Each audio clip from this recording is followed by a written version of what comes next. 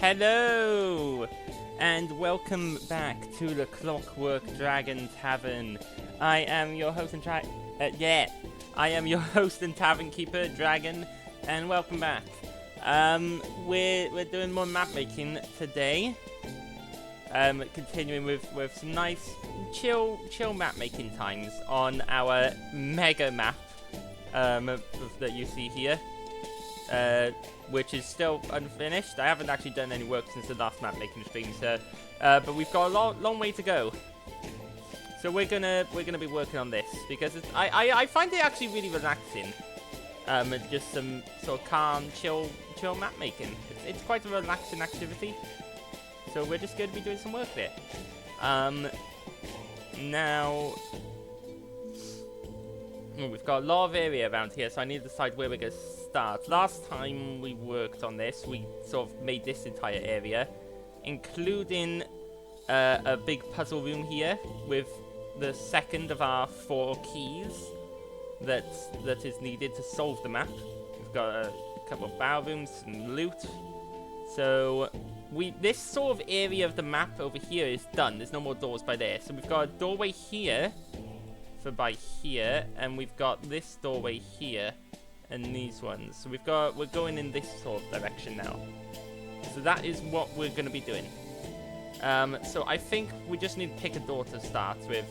And we've also got the doors down by here, which I need to actually do.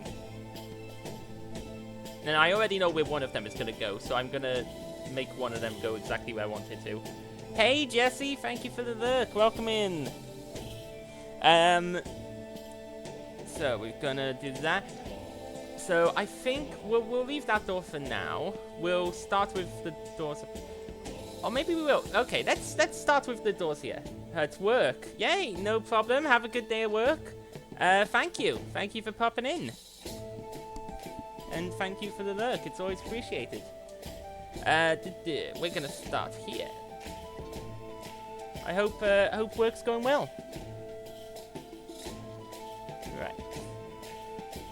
Barking! Oh, that's a hydration check. Yep. If you got a drink, then have some drink. In 3, 2, 1.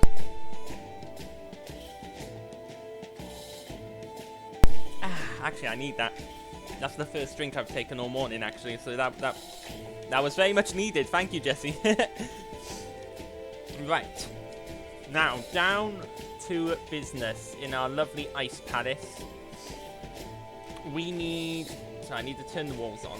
So what I'm going to do here, that's the first drink I've had all day, for the morning, yes. Since I woke up and had breakfast. I haven't had any, that's my first drink of the day. Now, let's see.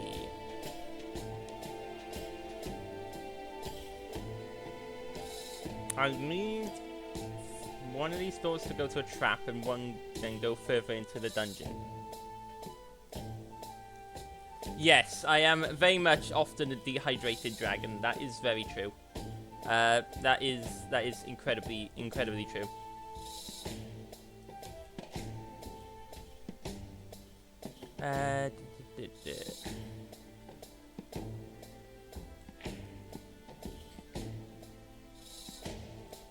I want to make like a key. I want this. In deciding where this door is going to go, I need it to lead to something that they have to get. The point of this video is that what their objective is behind one of these doors.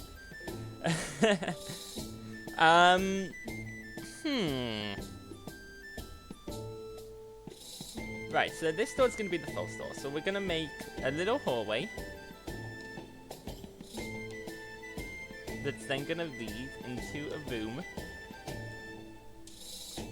that has a big trap in it. That's going to, you know, potentially have the end in fatal circumstances for the party. That's the nice way of saying that this room is going to try and kill them. I'm going to fill it up with traps, maybe a spike pit or two. There's no door. I need a door. How are you meant to enter a room if there's no door? There we go. Got a door. Now, let's see. So in this room, what do I want to be here?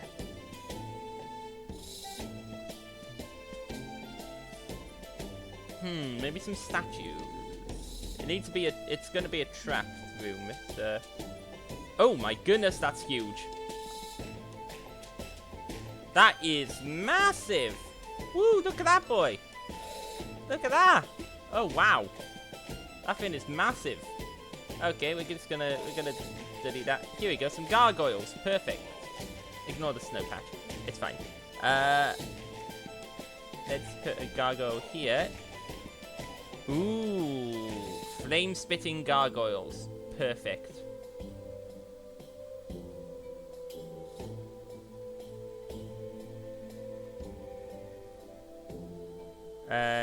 Gargoyle here, here.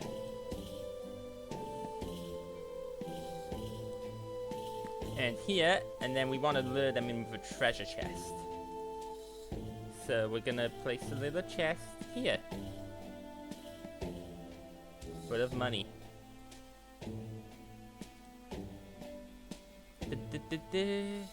And yeah.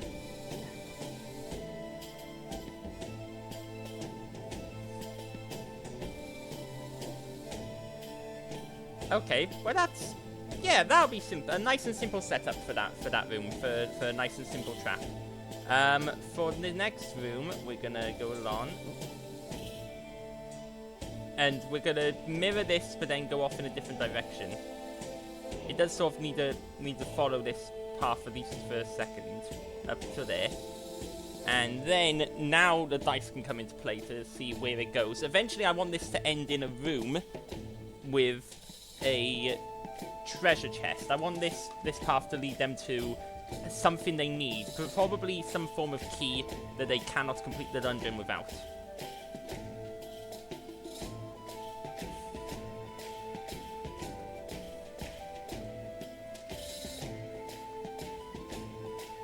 And this room's a trap, but I don't remember how it's a trap, it just is. There's that and that. There's this, the final room has got to be somewhere in this dungeon, and I'm thinking it's going to be somewhere over here. There's going to be the upstairs segment, which I'll build, like, here-ish. But for now, we'll start with this segment, which should lead to a big reward. So let's see. Oh no, it could be as simple as it just leads to an identical room with the rewarding. Because if they've already solved the riddle, there's no reason to make them go through a bunch of other trials before getting the key. The key that the riddle was locked behind the riddle, is there? Now that when I think about it that way, so it probably does make sense to just. Ooh. I'm not supposed to have Discord notifications when. Why is streamer mode not on? Oh goodness, hold on. Let's turn on streamer mode so that Discord stops notification in. Here it is. It's supposed to do it automatically, but apparently it doesn't anymore. So that's weird. But there we go. So you know what? I'm gonna do this, and it's gonna be like a mirrored thing, but this room is gonna have an actual treasure inside.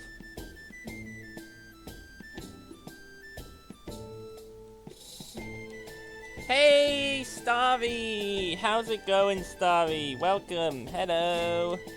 How's it going? How are you? How's my favorite bunny doing? Despite the fact that I just saw you like 5 minutes ago. You're good, yay! Let's do that. We're making some lovely tunnels, some lovely dungeon. Here we go.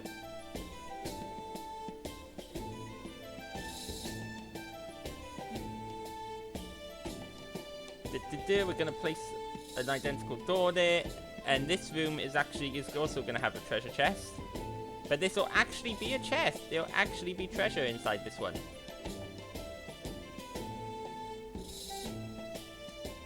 You need to wash your hair. Oh goodness, yes, go do that. Go do the hair washing.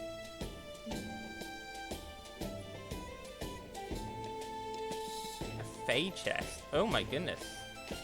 It's like a little flower. Oh, it is a little flower. Okay.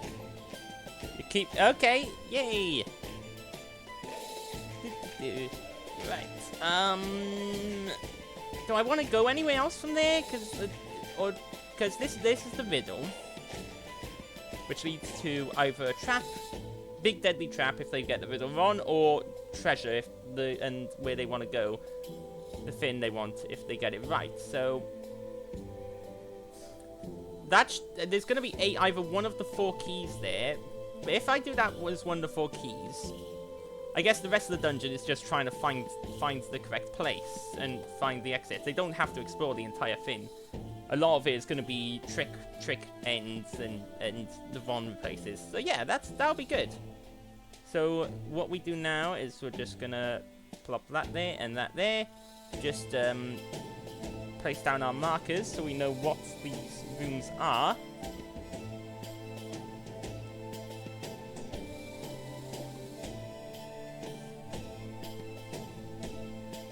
Because that is very important to do. That mark, there we go. Okay, so we're gonna... So one of these rooms has a trap.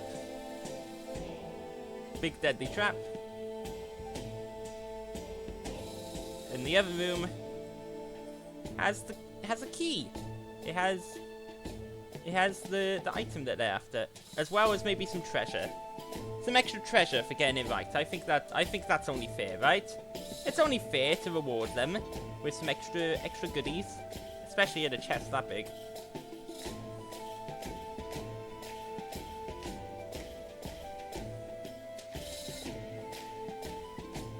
So there we go. We'll just plop down. There we go. Okay, and that's that door done. Perfect. See, easy. Now we need to go through the rest of the dungeon, and we're gonna start with... I want to do the downstairs first, then do the upstairs, but then the upstairs might affect the downstairs. If it has stairs going back down, is the problem. Problem is, I need to have a... I'll probably do the upstairs here. This is a nice blank space for doing the upstairs and building it in, but I need to know how far all of this goes first. So we're going to start with this door here, this big heavy iron door. It's probably going to be locked. So we're going to start with rolling for what's behind this door, because once again we are using the Dungeons & Dragons 5th edition Dungeons Master's Guide and the dungeon tables to generate the dungeon layout, because I find it just helps me streamline the whole thing, and generally means that it comes out with a lot more of a random look when I'm doing things like these mazes and random dungeons. So we roll the dice and consult the table for what happens. So beyond this door is a passage 20 feet straight ahead. We're gonna just make it a 10-foot wide passage because it's a 10-foot door. It's a big door, so we're gonna just 5, 10, 15, that's 20 feet straight ahead. And then we keep rolling until we arrive at a dead end or a room. So straight 20 feet. Then the passage turns left and continues 10 feet. Like that. And this is how this entire dungeon so far has been made. Stairs. Oh! Okay, so there's actually going to be stairs here. Okay. Okay, so I'm gonna make a little bit more room for the stairs to fit in. Gonna make that. So this is actually gonna go up and join up on the upstairs landing of the upstairs part of the map. And I realized I forgot to turn the walls on for that. So let's add the walls. There we go. Now we gotta add the stairs, which we could find stairs up. We want some nice icy stairs. Ah, here we go. Ice stairs. Although we want it to be too wide. We can't put two of these next to each other, can we? It's not going to look right if I do. That banister looks weird. However, what I might be able to do is... that'll make the steps bigger as well if I do that, though. Okay, we're just going to plop this and do two of these, because they join up a lot better. There we go. So, the important part here is going to be making sure we get all the counting and dimensions right for the upstairs path, so that the stairs line up right. Because this is a certain distance from this, so we have to maintain that. Because we want the map to be spatially correct. So, we've got the stairs there. That at least means that I don't have to worry about the room encroaching too much in this way. I just have to do this door here. And once this comes to a dead end, I'll have basically all this space here to put in the upstairs part. Because there's no more doors pointing down here unless one of these does something weird and wraps all the way around. Which I find unlikely. So we're going to roll for what's behind this door now. And what we get is... a chamber. Okay, we're going to have another room directly behind this door. So the chamber itself... a circle chamber. Oh, I'm not... no. Circle chambers are difficult to do when the rest of the map is square. The only circle chamber I've been able to do, I have to make it a teleporting room. Because there's no proper way to join up the doors. Well, they don't join up very well. I could try. Sure, we'll try. We will try to make a circular chamber with a 30-foot diameter. Okay, 30 feet across. I have no clue what this is going to look like, so we might end up erasing it.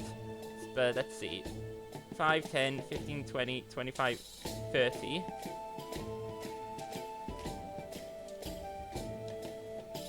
And then do that.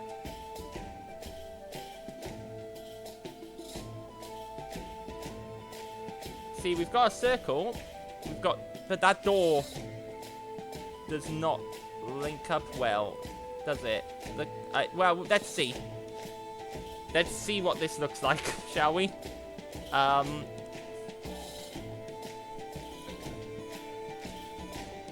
That's one thing Incarnate has over Dungeon Alchemist for certain, is that... I mean, Incarnate is also lets you really get into the grit of the map and micromanage it, which I like doing at times. I use Incarnate for a lot of, like, all my world maps, and for a lot of wilderness and outdoorsy maps. I tend to use Dungeon Alchemist, this program, specifically for big dungeons, because it just helps streamline and makes the big dungeon maps a lot easier to make. Now, yeah, see here we've got this weird door thing happening. But let's see if we can actually make this work. First of all, this door.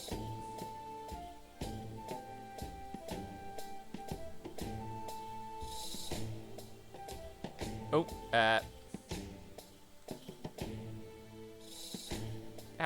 tell you what, let's put that door there. Remove the door from that one, but let's go to the wall. We want to make a really small wall eraser. And just... oh! Goodness. Right, that's all one wall. What we will do instead then is... that. Oh wait, no, I need to copy the door across first, don't I? And then we're gonna erase this tiny bit of wall, so we get that. And then what I'll do is just fix it up in Foundry so that the walls connect properly. It looks a little weird, not gonna lie, but it kinda... it works. Yeah, it works. Sure, that's going to be how this is done. Yeah, we're gonna see how that goes. So we're in the chamber. Well, for exits, I'm hoping it rolls a 0, because no exits makes this a lot easier. It means you don't have to worry about any other doors. Yay, no exits. Perfect. This is actually very perfect. It means that this is a nice self-contained room, and then all of this area here can go towards the upstairs area, which will make it a lot neater. If we don't have to worry about other things poking down. So, this room, we need to decide what's going to go in this room. Now, I can roll for an idea, but I can also just disregard the roll. A lair for guard beasts. I could make this some sort of monster there. We do need a good monster there, but what... I mean, I planned for there to be a monster roaming around this area connected to the slime cube. Like, the idea being there's a monster that charges people, grabs them, and then pulls them to the cube and throws them in. To dissolve them in the cube. So this could be it's there.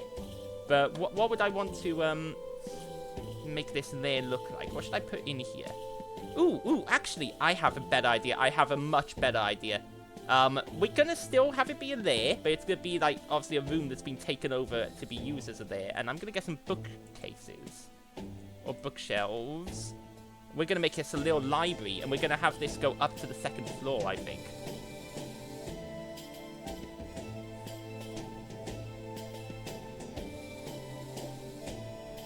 Here we go. We've got the curved bookcases. Are there any with books on? No. That's okay. We're looking at it from above, so we don't need to really worry about that. Oh, right. We're going to have to turn off collisions. It's a bit messy.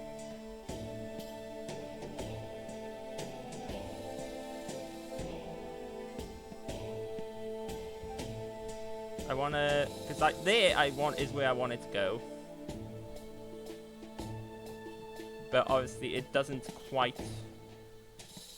It's hitting the wall, so we're just gonna turn off collisions and then plop it in. We're gonna flatten this to make it easier to place. There we go, and then do the same thing on the other side.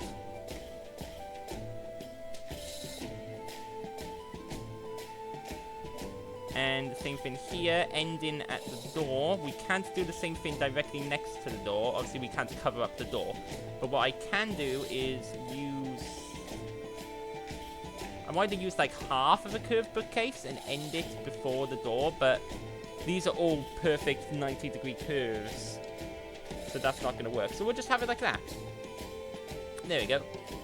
So that's the bookcases. And we'll have... What I want is a spiral staircase that goes up the middle of this. Like that. There we go. Going up. We can also have one that goes down as well and have a basement here. Ooh, do I want to put... Ooh, a basement in this tower would be pretty interesting. But it does mean I have to build a third level of this. I'm already going to have to build a second one for where the stairs go up.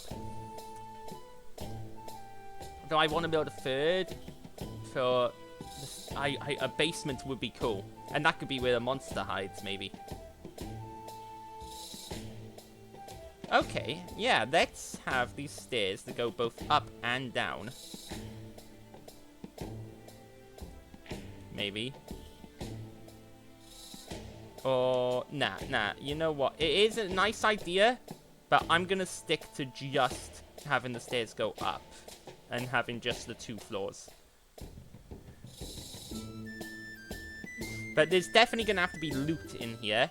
As well as then maybe a conflict. I mean, if we want it to be the lair of some monster, then let's see, if I should make it look like a lair. Ooh.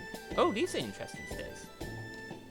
However, those are way too big for this room. That would take up the entire room. We don't want that. Again, these ones also look quite nice, but nah, these stairs are fine. The spiral we've got there.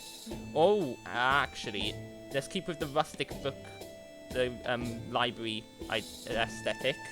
And let's put these wooden ones in. We just want to... There we go. So that's how it's going to look on the map. So it'll be like that. Either way, yeah, they travel up the stairs and they'll end up at the top level. That's that. Now what I want is maybe like a table. We want a table, a little reading table in this library. Alchemist workbench, bathroom table. Oh, there we go. We've got like a little coffee table for reading. We'll put off here, and then I give it a chair.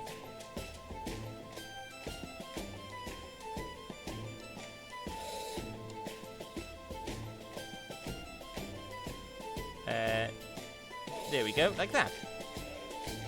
And let's even put a book on the table.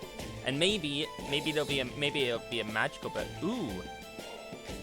We've got the Necronomicon here. Sure, let's put that on there, and we'll have it be some magic book or something. Maybe it'll give the players a spell. Maybe it'll do something. Maybe it'll be a cool magic object. We'll have to see. There's no wizards in the party, so I have one magic item, a homebrew magic item I created a while ago that is perfect for wizards, but there are no wizards in this party. But maybe it'll be some form of magical item, because I do want to give my party a lot of loot in this dungeon, because I don't give my players enough loot in my D&D games, and that's something I've realized, and I'm trying to correct by I'm probably overcompensating and giving them too much loot now. But I do want them to have some nice, powerful magic items, and so that I can then, then I can throw more powerful bosses at them without them getting absolutely destroyed. Because I have accidentally almost killed them a few times by throwing fights against them that are too strong for them. So I'm trying not to do that. But there we go. That's that floor of the library, and we are going to place a little. The little marker, and we're going to label it as loot. And also, I think the top floor will be where, like, the monster is hiding, where some monsters are hiding out. So this bottom floor will just be a loot floor. So we're going to just pop this down here. Perfect.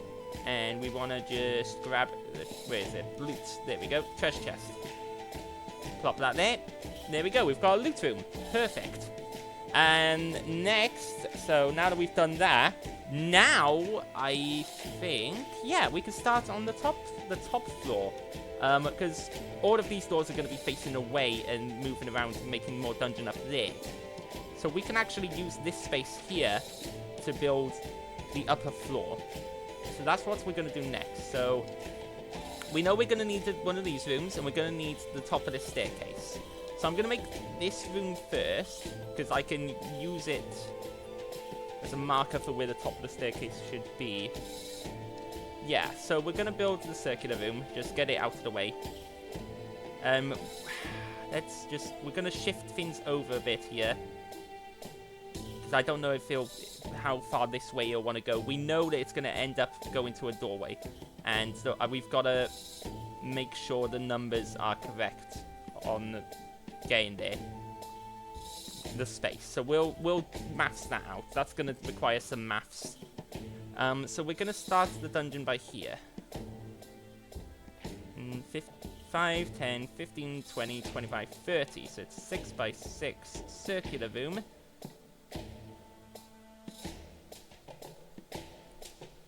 Like that. Put the walls back on. There we go. Okay, so we let that create itself. And then we also want to create this room.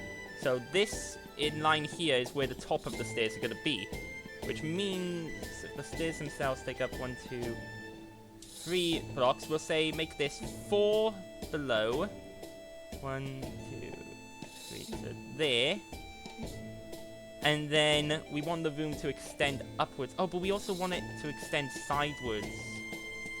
I didn't think of that. Ooh, I didn't think of that. Easy fix is we're just going to have to shift the stairs up 1. So that's or up 2. I think we're going to have to shift the stairs up by 2 spaces, because otherwise the top of the stairs goes straight into this room and just smashes into it. So I think we're going to edit the room shape, just add an extra 2 squares there. And we're going to shift the entire staircase up 2 squares. Oh, the stairs disappeared. But that is okay because I have ice stairs. There we go. The ice stairway. So that...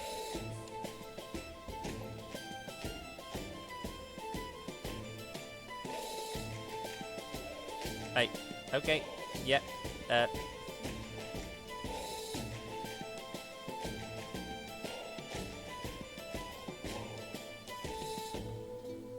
Oh, there we go. You have returned! Welcome back, Starry! Ooh, that is... We wanted to go further back than that. Yeah, let's just turn off collisions again. Move this back like that.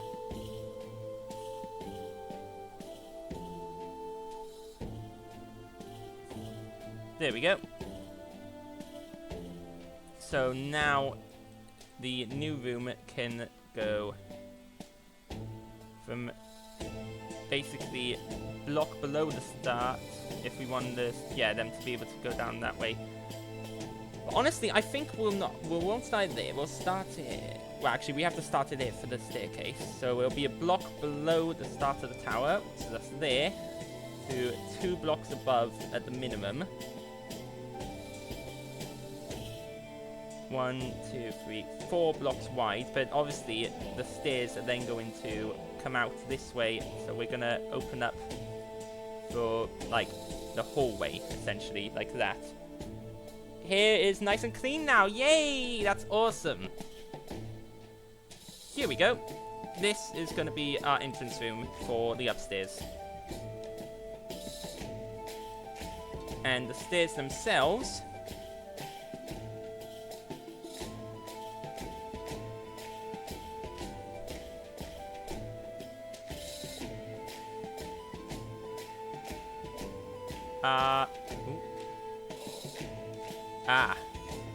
oh, I see, right. Makes a slight problem. We're gonna have to cheat the space a bit. Perhaps. And the way we will cheat this space is just by having...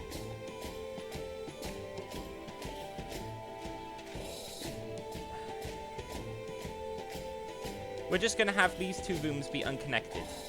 I think that's what we're going to have to do. We're just going to have it so there is no... The only way to get up here is to go through that door and up the stairs. So we're actually going to delete all this. We're going to move this smaller room down to here.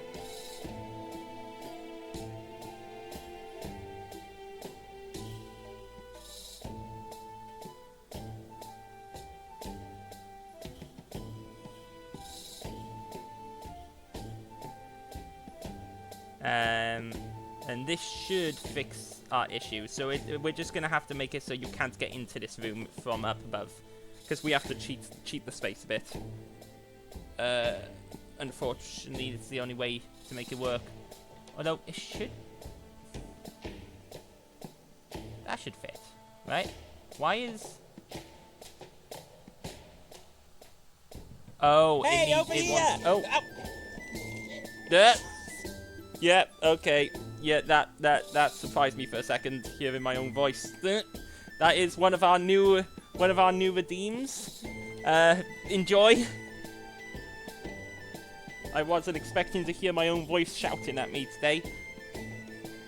Right, I see what's happening here is that it wants to place the banister either side as well, the landing. That's why it's doing that. So it needs 6 wide. Yeah. Let's do this room first, though. Let's, since we've got this here. Stairs down. We need the spiral staircase. Where's it gone? Here we go.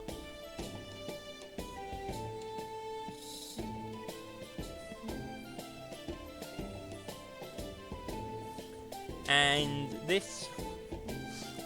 So it would be a... We'll put the bookshelves on.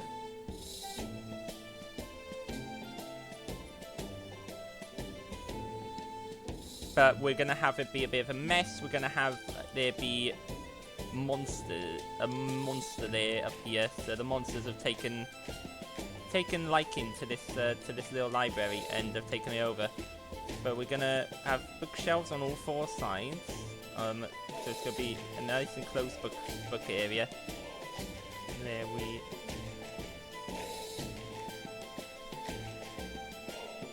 There we go. Okay, and then we want to have a bit of a mess, so like paper and books strewn about on the floor.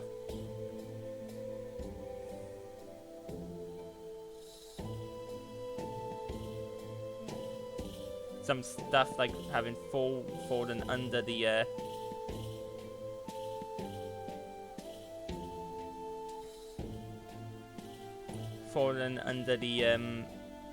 under the bookshelves. We'll have a few things still on the bookshelves, but a few stuff's just scattered around. So the entire room is just like a mess now.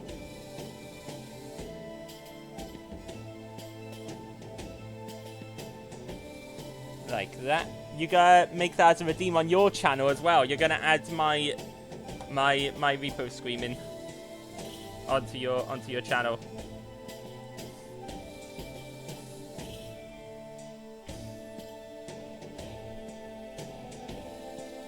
But we might have some loot in this room as well. Maybe, I mean, they are scrolls. Maybe they'll find a spell scroll if they're lucky.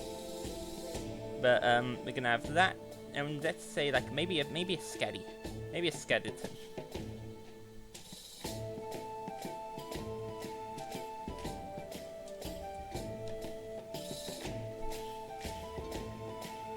Or like some bones at least.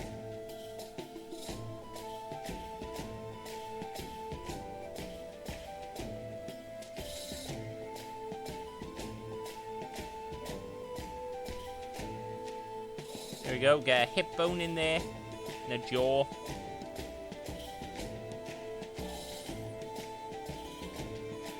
A foot, there's just a random foot. There we go.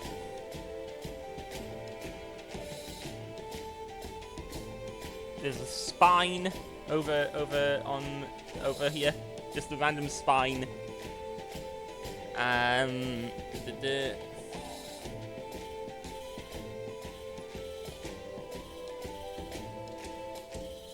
There we go, and then we'll have a couple of monsters. Yay, everyone likes a good monster.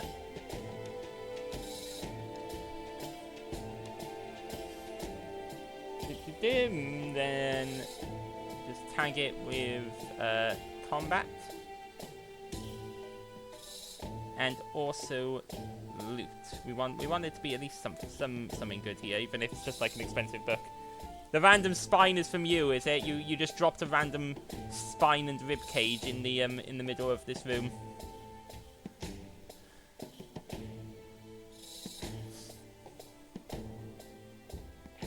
Why are you dropping random people's spines about, Bernie? Why are you doing this?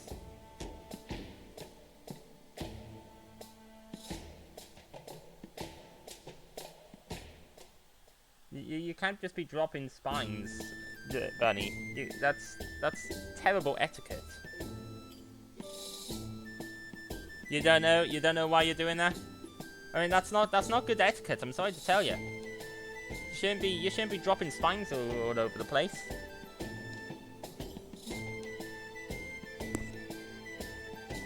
So there we go. That's that room. That's all done. Right. So now we can handle the upstairs. So we need it to be 6 wide.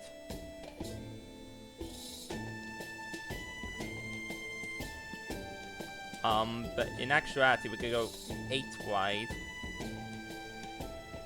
And then down like that. There we go. Not the creepy Sonic again. Come on, Bunny. The creepy Sonic again? Really?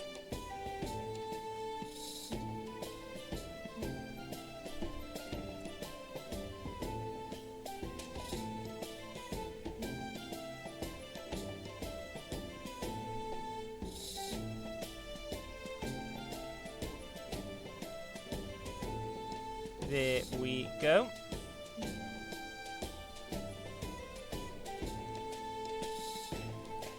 Now, just to make that work, we've got to have the right floor. So we're gonna find...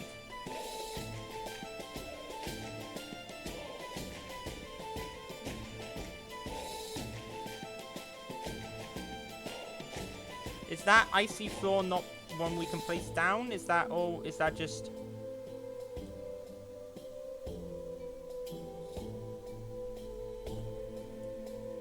Is that natural rock?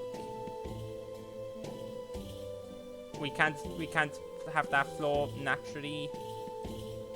Nope, that's part of the just part of the staircase. Does feel like an oversight. Because how am I supposed to make that look right when it's meant to be like that?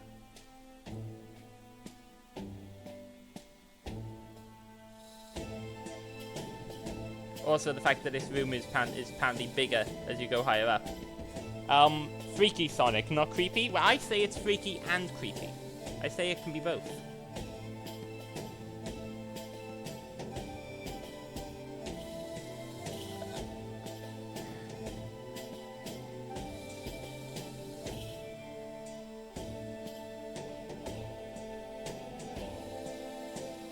Perhaps there's a better way of doing this.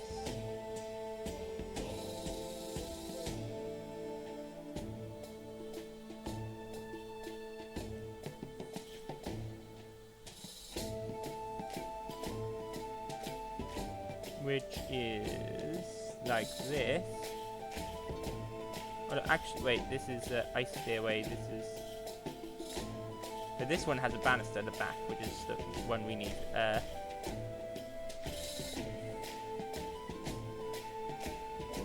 Do that. And then we get some walls. And we want a banister. Here we go. We want to add... Hold on, we want to just take the toggle position off. Let's just move this out there for now, quickly. Well, we add this wall.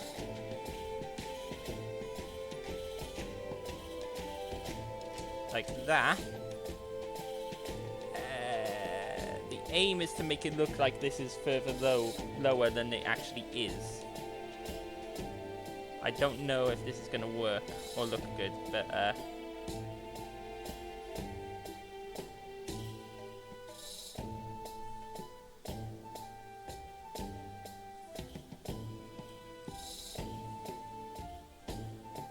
when we like that from that angle it's obvious, but from this angle I don't know. That still doesn't look right, does it? We're just gonna have to deal with some minor inconsistencies, I feel like. No real way around it because of the way they designed the stairs to end with a floor that we don't have access to. So I can't actually make it look how it looks. That seems like a major oversight in the design to me. That feels like they've made a serious error there. I can't believe anyone would make that kind of error. It makes it really weird that they very clearly have.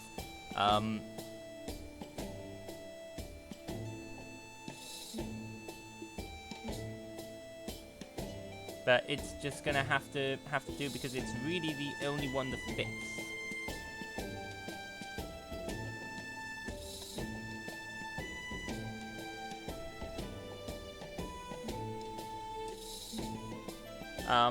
There were two versions of it before. I didn't know if one was bigger than the other, but we Barking. Oh. Another rat. Oh, that's the hydrate. That's the second hydrate today. Ooh. Okay. Well, we got a drink.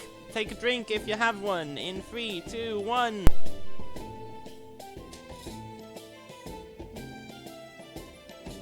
Ah, lovely.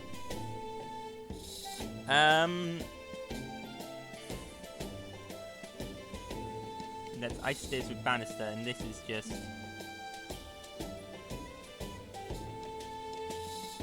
Oh yeah, this is just without banister. It doesn't help with the actual any other issue. That's fine. It's a minor inconsistency, especially it's not even the same size as these stairs. Like these ones are thicker, and that's. Is there a different ice stairs going up I could use? Right, I could use these ones. That is thinner.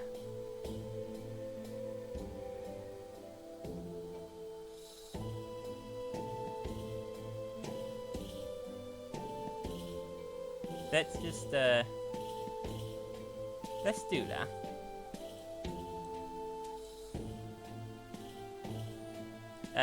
I guess that works in a way. No. Stay yep, need to stay hydrated. Yes, and R to get my attention. Very, very well done.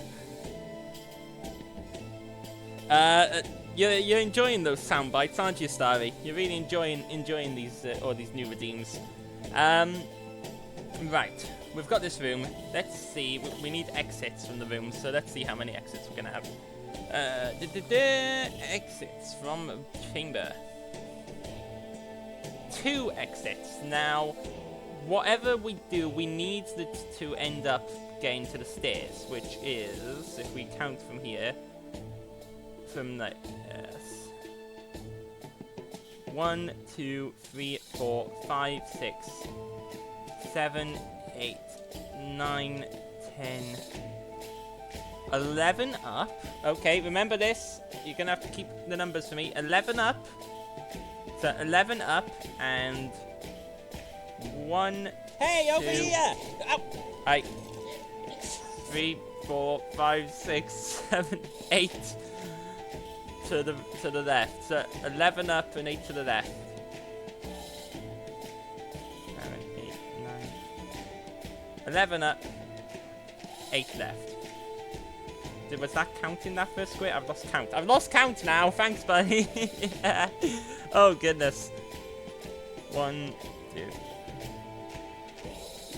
Yeah, 1, 2, 3, 4, 5, 6, 7, 8, 9, 10. Yeah, 11 up, 8 to the left, including the first space. Yeah, good, good. So we're going to just do that here. I'm going to make that right now. So, how it was 11 up. Yep. 1, 2, 3, 4, 5, 6, 7, 8, 9, 10, 11, and then 1, 2, 3, 4, 5, 6, 7, 8 left. Makes the top of those stairs. So we need it to end up. We need one of the corridors to end up there, where these new stairs are going down.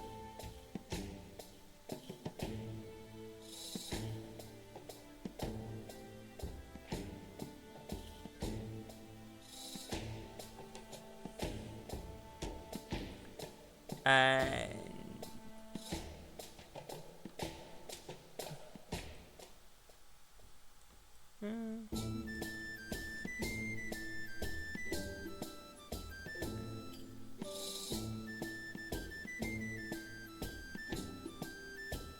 I need this to be bigger though. I need the stairs to be bigger because I've gotta. Okay, well, it's just the wall in the middle is awkward, but it's gonna have to do.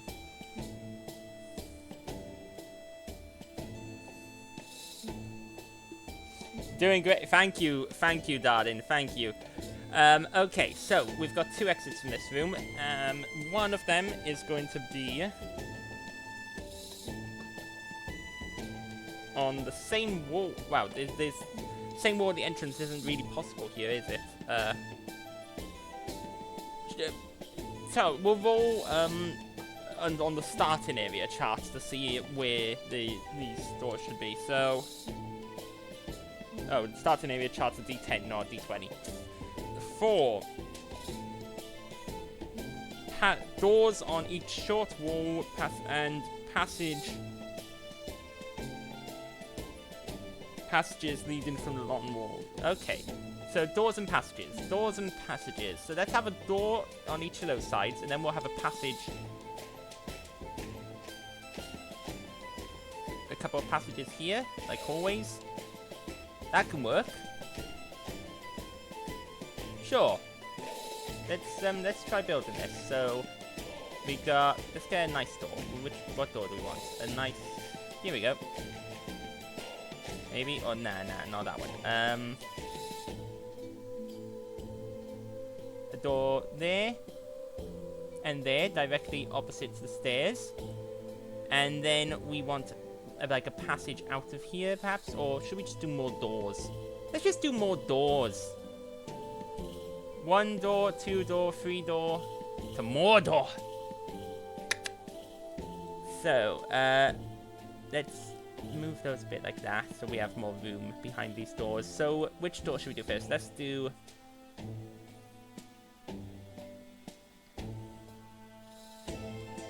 Tempted to do behind this one, but it'll have to just be a chamber unless the passage twists around. It's gonna end up having to just be a chamber here.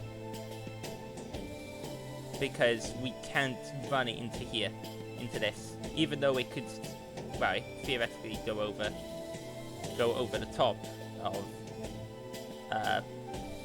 like over here. Oh yeah, the clicking tick. Yeah, that's back. Let's see, beyond the door. Oh, a chamber. Anyway, perfect. Chamber is what we really wanted. It's going to be a small square chamber. So, let's say 10, 15, 20 by 20 foot chamber with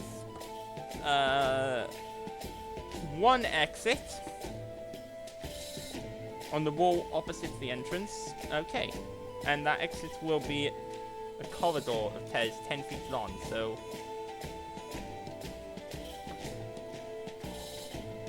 and 10 feet wide, so let's do it like that. Here we go, we've got a little chamber here, so we've got a little room that then has a large corridor that branches off and goes off in that direction. Now, we do have to be aware we have limited space here because otherwise... Actually, no, it's going over the top of all this, isn't it? Yeah. Because it's the floor above, so that's fine. It could go all the way up this way if we wanted it to. Ads, yes, thank you for the spot out. Ads are starting in 2 minutes. We run up to 3 minutes of ads,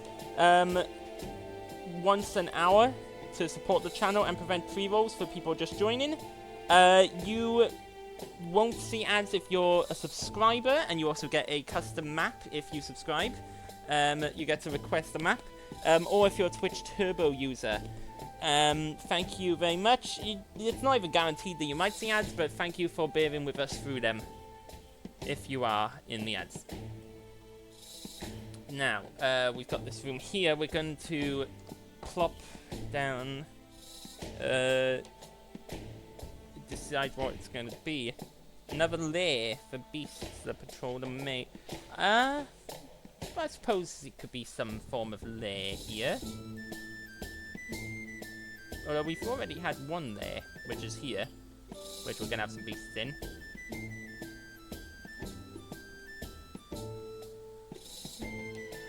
I was thinking this entire upstairs part is patrolled by the creature that charges people and throws them into the slime. Although it has to go through the secret door to do that. Ooh, actually, I have an amazing idea. I have just had an amazing idea. However, oh, I don't know if it would have to be 1, 2, 3. It would be 1, 3. I don't know if it's possible. I want to have a room with a pit that drops into the slime, but I'm not sure if it's possible. Starting from here, 1, 2, 3, 4, 5, 6, 7, 8, 9, and then it's 3 across, so 4, 5, 6, 7, 8, 9, and 1, 2, 3. Oh! Actually, it's just possible. The pit would have to be right here. So it would have to literally just be a tiny little closet or room that gets slime dunked, with a little hole that you get thrown into if you're dropped into the slime.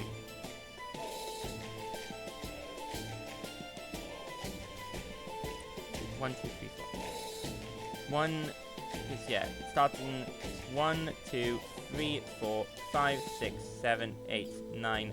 That's 10, and then it's 1, 2, 3 for the edge. So 1, 2, 3, 4, 5, 6, 7, 8, 9, 10. 1, 2, 3. So the slimes. Oh wait, that's for the outer edge of the slime. Yeah, that's not gonna work.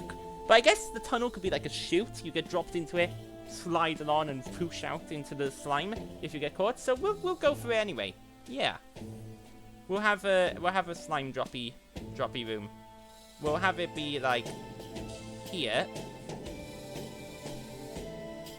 That's a room that you get chucked into. But it means we just need to decide how to get there, which will end up being through some hallway, probably connected to this door. Depends on what's behind this door, but we're gonna do this because I had having a cool idea is always worth going for. You know, if you have a cool idea... Oh, thank you for the head pats, Starry. Thank you. I just noticed those. But if you have a cool idea, you may as well do it. That's sort of my motto when it comes to these things. So we're there in it. It's making the room. It's probably trying to figure out how best to cope with the room being on the intersection of...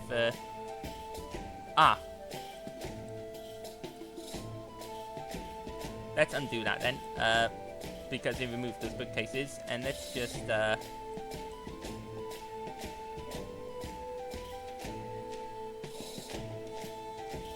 that instead, and hopefully that doesn't remove the bookcases. There we go. Didn't remove the bookcases. Perfect. And a pit. We want a pit.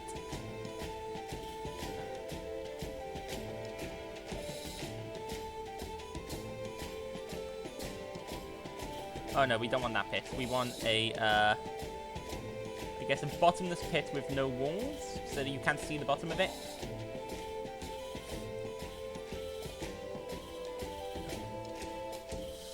There we go. So we've got a pit. We've got a little pit to get people to be thrown into to feed the slime.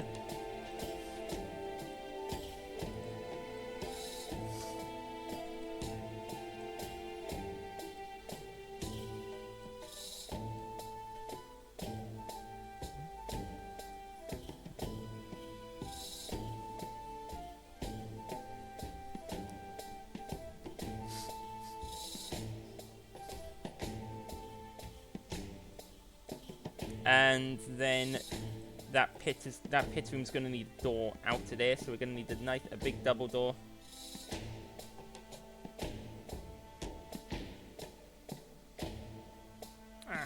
Let's have them open out. Actually, yeah, we'll have them open inwards, so just pop through and into the pit. Well, they can open either way. They're going to start closed, so it doesn't really matter. Now we need to continue with this. So this will be the lair of our little beastie. This will be where it sleeps and spends its time. What kind of creature is it going to be, though, is the question. If it's going to be some form of golem or something, so I guess its lair doesn't need to really be much, but I'll put some, like, maybe magical thing in that charges the golem. If it's a magical golem, then there should be something magical to show this room, like a magical rune on the floor or something, which it sits on to charge up its power, its magical power.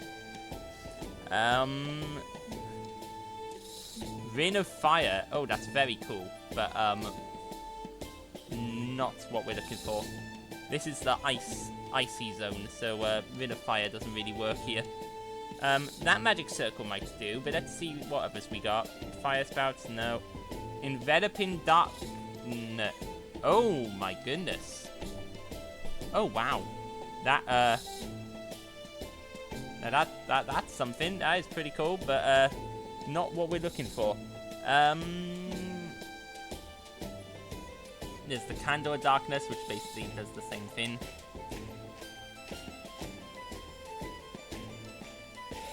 Black Mirror. I don't even know what that... Oh, it does. But I guess that would be up to me to decide, wouldn't it? Oh, the Amulet of Table. The Amulet of Table is fun, but not what we're after. There's lots of cool... Boots of Getting Lost. I'm sorry, what? Oh, wait, where'd they go? Oh, what the... Are they teleporting? Oh, what the... Every time I click the boots, they, teleport. Ooh. I mean, that's pretty cool, but not helpful from a map-making's perspective.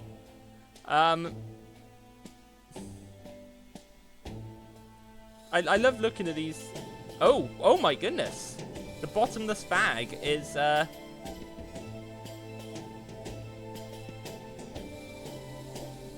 some stuff in it.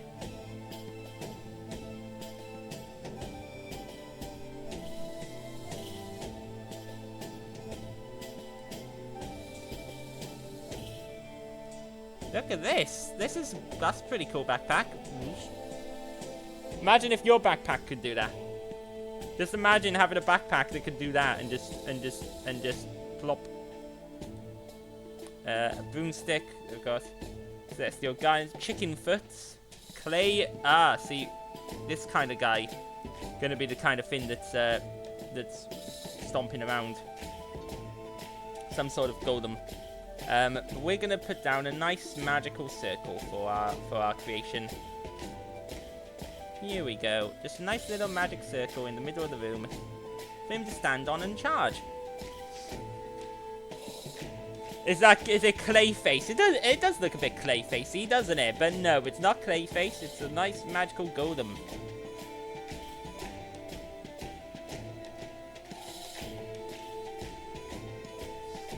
Monkey paw. Nope, no thank you. No wishes.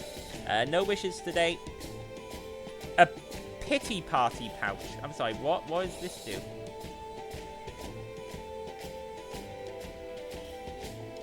Oh, it makes a little cake. Oh, that cake isn't very. It doesn't look like a very happy cake. You'll boop him and order him to make you ride on his shoulders. I don't think that's how it works. He's just gonna throw you into the slime, Star. You can't make friends with the guardians of the labyrinth. What are you doing? Oh my goodness, these items are very cool.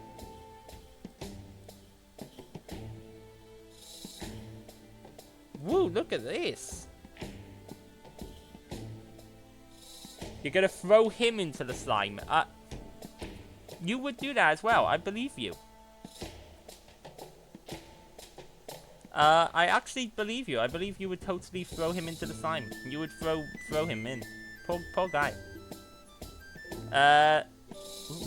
What? Oh, that's all of that. Magical decoration and stuff.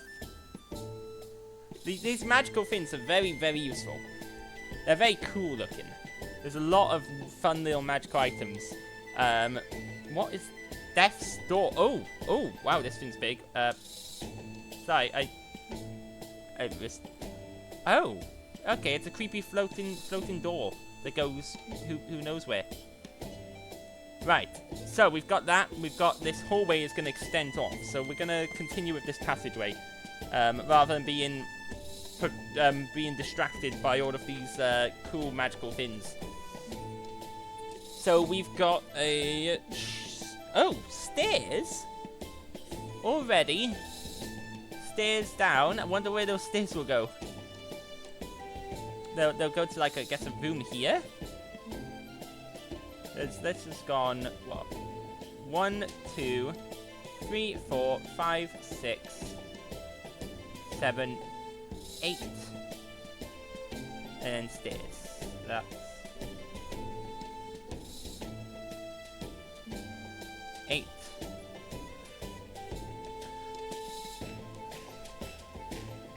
So the stairs will be there, I guess. So this will take us to maybe a little room here.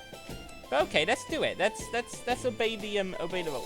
The cake reminded you of the Sleeping Beauty cake. It does, actually. You are right. Yeah, it definitely reminds the messed up cake from Sleeping Beauty.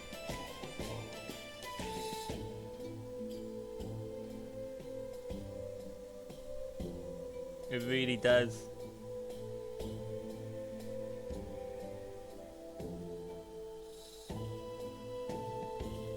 Do I want these to be stairs up or stairs down? I'm going to say stairs down.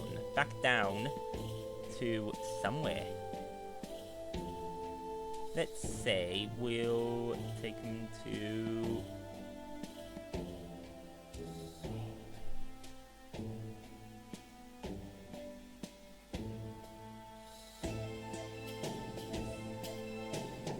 like, yeah.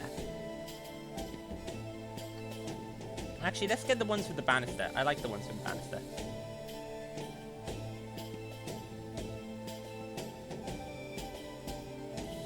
So there we go.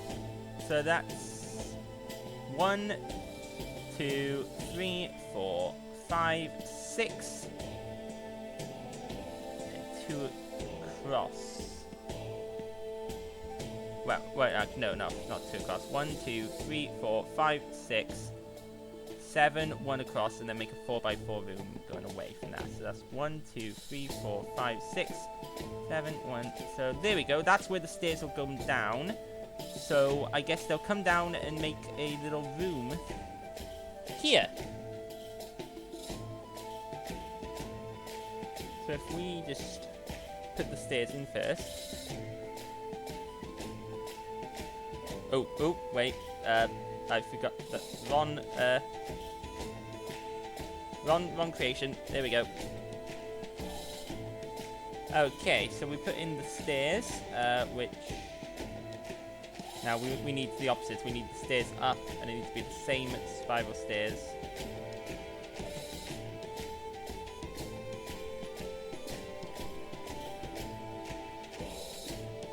And they need to end... Yeah, that's fine. So they come down into this room, so I guess we just enlarge this room then into a nice little room. It's just going to be a one-off room in all likelihood, which will have something in. I haven't decided what it's going to have in it yet. That detail, that kind of detail can always come later. That kind of detail isn't necessary at first.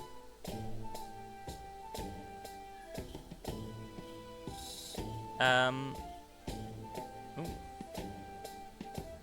I wonder if we can do something funky with the shape of the room.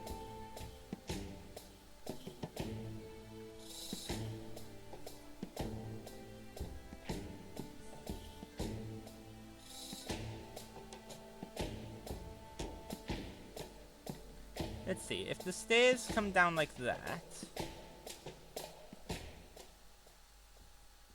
into this room, then yeah, we'll do something funky with the shape of it. I think that's cool.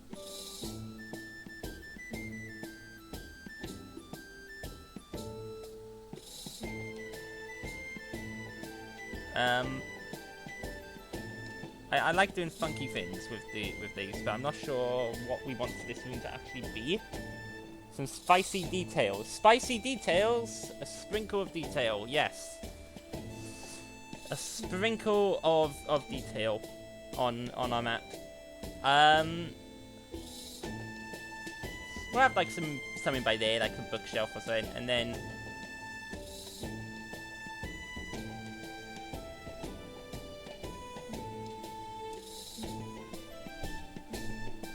we'll have this like go into the same sort of large open area. Although maybe not quite as much.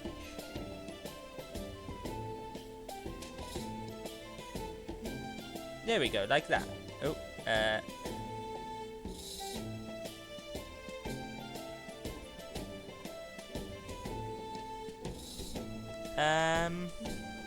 yeah, like that.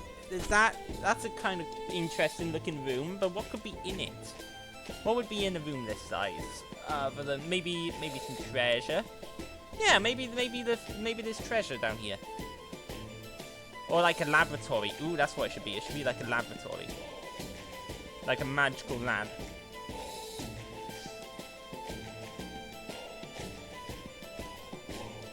So we want to have like... Wow, again, magical things. And we want to... Maybe put down an amulet at the table.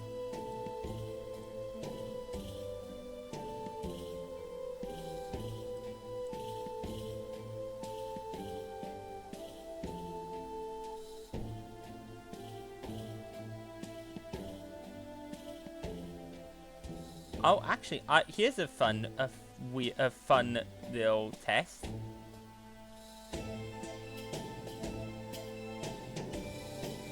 Okay, we've got a table in a table now.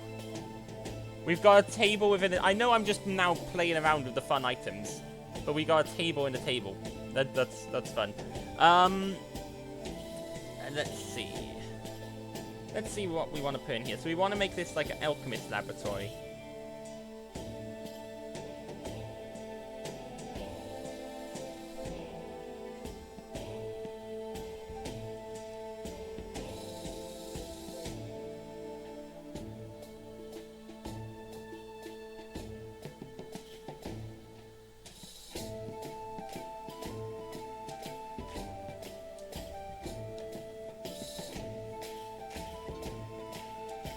Okay, so maybe we've got, yeah, some of this.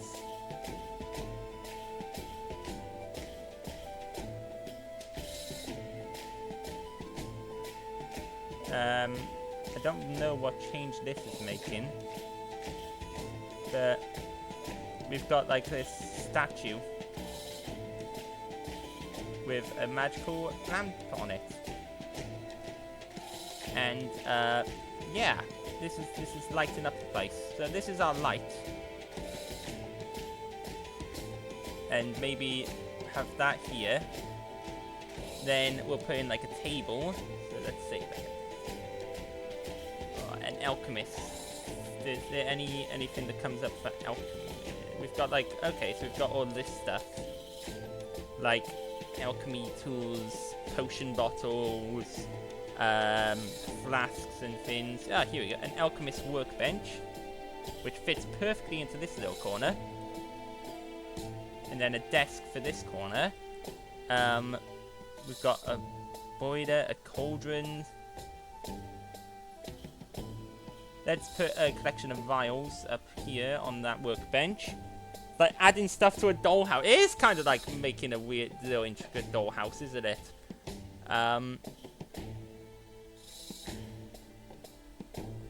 And then we'll have like a distiller on the workbench, like that.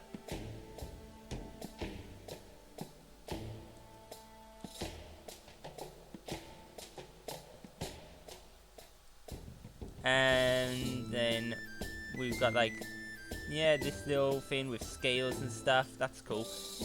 We've got.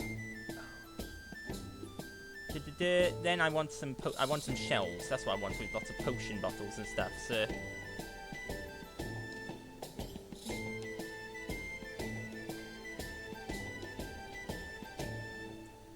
we want just a nice shelf.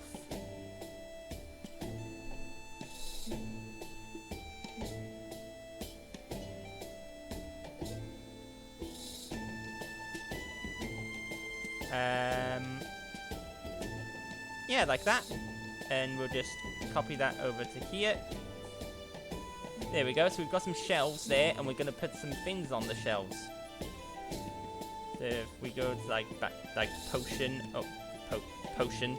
If I can spell potion right, we'll put some like flasks and stuff. And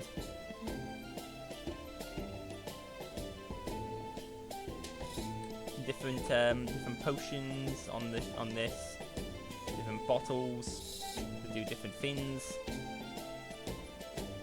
Oh, that one didn't even place. Blue.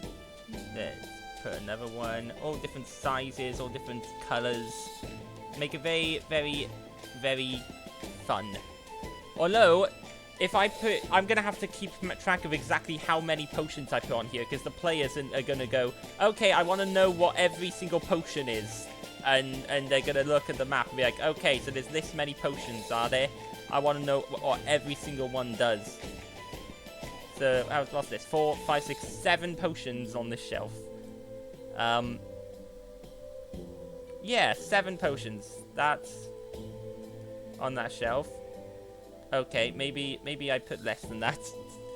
I know what you guys are like. You're gonna be like, okay, I want every single potion, and I want you to tell me what it does, and I'm gonna take it, and you have to have full notes for it.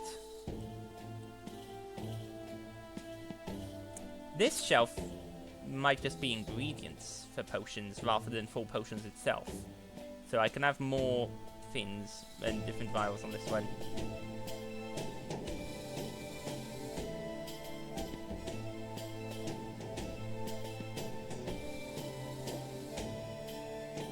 Oh, thank you, Starry. Thank you.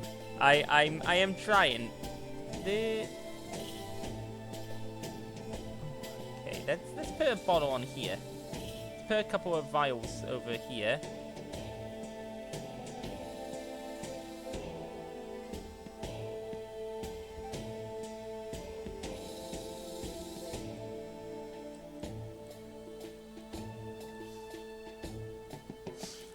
Seven. You know what? Let's make it 6. Let's have this be 6 potions. 6 different potions. And only I know what they do until the players inevitably test them out. They're big balls as well, spaced in multiple doses perhaps. I'm going to have to actually decide what those potions are now, which is going to be great fun.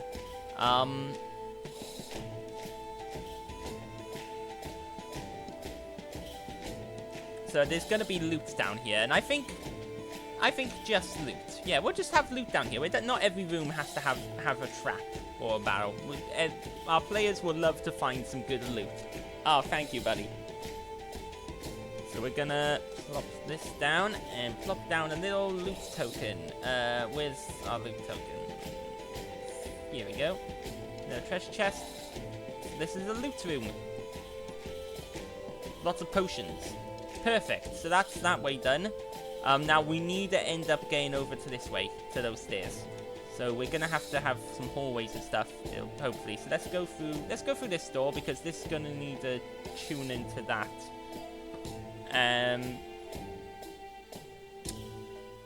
A chamber, so that chamber can then lead off that way. So we're gonna have a chamber, and it is going to be a rectangular 20 by 30 foot chamber here.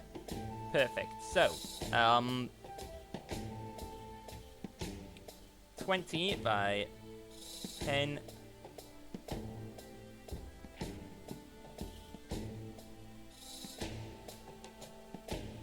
There we go, 20 by 30. Perfect. Make that. There we go. And how many of exits are we gonna have here? Only the one exit, really? Only one exit from this chamber? Okay. I guess these directions are gonna be what carries the rest of this place. So what do we want to be in this chamber is the question. A guard room for There's a lot of guard rooms and stuff in these types of mazes. For sentinels to patrol the maze. We've already got the guard room for this guy, or his lair, which is here. So for this room,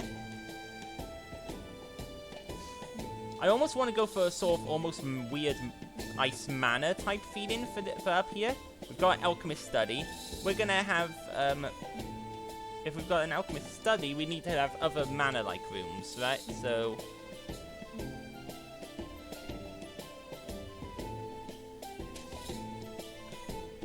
we've got a library.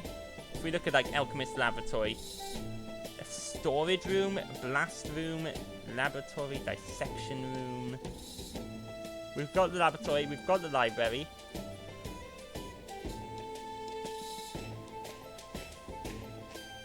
This could be also just some form of living room, if it's like a manor type thing. So let's get like a sofa. There we go.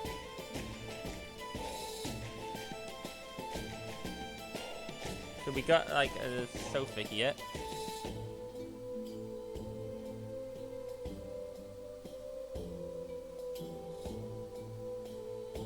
And we'll have a couple of armchairs.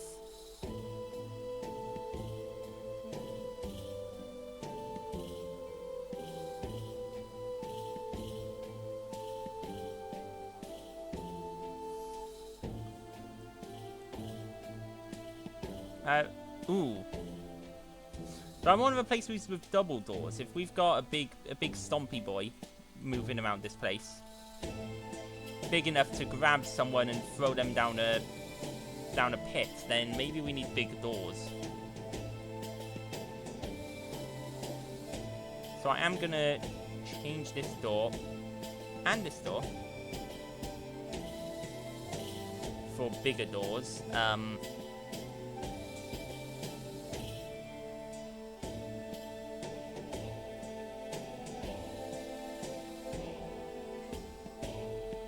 However, this does mean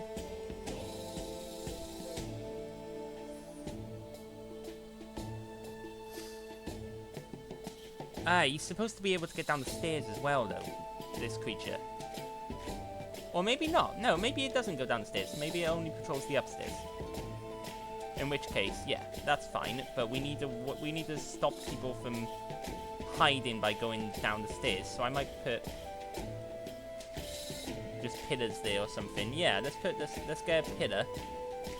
So you have to put a lot of force, because I have to think about how are my players going to try and use the map to their advantage and try and, like, if they just decide to just hide in the corner the large creature can't reach and just pepper it with ranged attacks, that isn't something I want to happen, because as much as that would be clever, and I'm going to leave these a bit open so that they could try and get over, but they shouldn't be that easy to just run down a little hallway and pepper the enemy until they're dead and they can't do anything about it.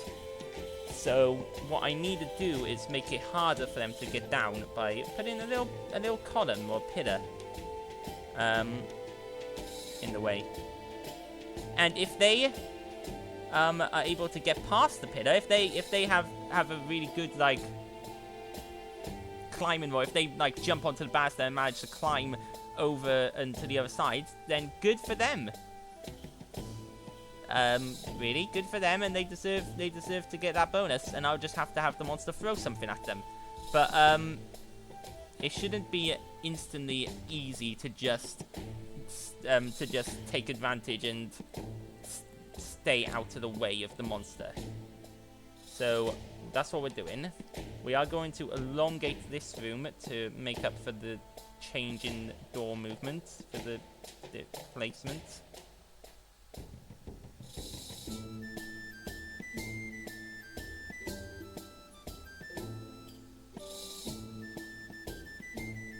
And I'm gonna have a broken table. Is there a broken? I want a big broken table here, and have this stuff all like pushed to the side, so everything in this part, in the creature's path, is sort of broken.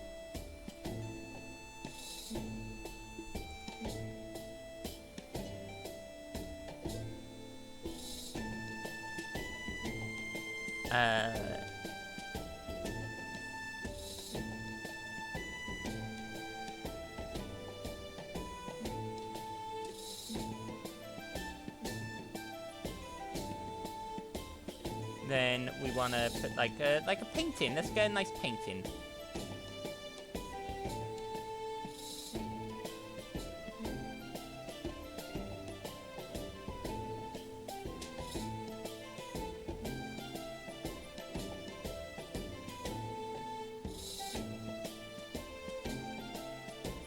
Oh, a lovely landscape. Look at that. That's a nice little painting of a nice little landscape. There we go. Yeah. Yeah, that's nice. That's decent. So, we're going... Oh, goodness. I've been witched. I have been witched.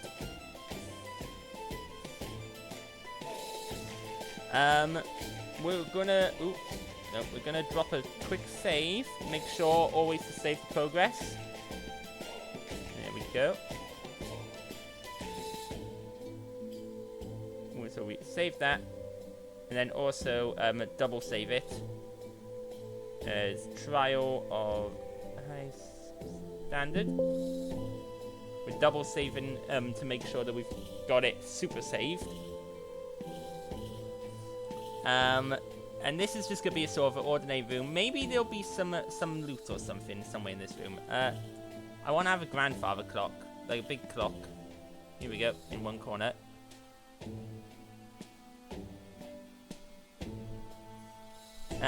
Maybe we should have some loot. Or nah, this will be some part of the exploration. So that's that. So now we want to go this way. So behind this door, there's gonna be a chamber. We get a lot of chambers, which is nice. Another square 20 by 20 chamber behind one of these doors, which is this closest one. So this one here. So we're gonna have get our ice palace back and a nice 10, 15, 20 by 20. There we go. And then as for the exits from it, whether we have doors or corridors, 3 exits. Okay, so it should be one on each wall, really. That's the best way to do this. So the first one will be corridor,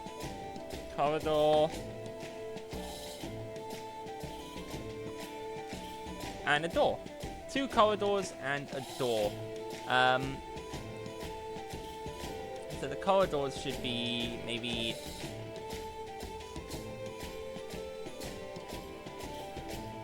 here and here, and then we'll have a door here. I like that. Now, if we want to follow this passage a bit, just see where this goes, how long it is. So, 20 feet ahead. Door to the right and an additional 10 feet ahead. Okay. And this other one is going to be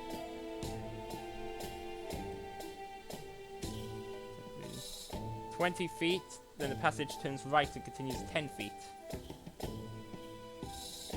Now, somehow we need to end up coming to here anyway, so I think I might cheat this one to also go forwards. Or maybe, or have a door with a room that we can end up going there. So I'm gonna cheat it a little bit. I'm gonna plop down the room. There we go. Now we need a couple of doors. So first of all, we need that door there. Then we're gonna want a door here. And we're gonna want a nice double door up here. There we go. So this is gonna be more, I guess, like a intermediate hallway room rather than anything particular. But let's decorate it there, and let's grab some armor, some armor stands, suits of armor. If we're going for like a almost mana feel.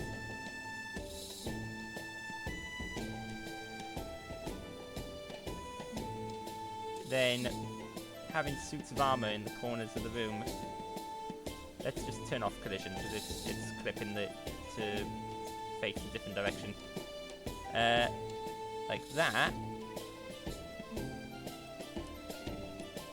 And my players are instantly going to expect it to be animated armor because I've burnt them with animated armor so many times by now. And I do like animating objects. I do like using animated objects against, but they're just fun. It's fun, but my players now get used to it and are suspicious of any strange freestanding object that they find. So maybe it won't be. Maybe it'll be something else, or maybe it will be. I can't say for certain because Bunny's in the chat, and Bunny is one of my players. So I can't give out any too many secrets. Even though you'll probably forget by the time it arrives. Let's face it. That's my hope, is that you'll just... Oh! Another round! Oh, okay, we're getting another hydrate to redeem. So if you get a drink, now's the time to take a nice big drink. In 3, 2, 1...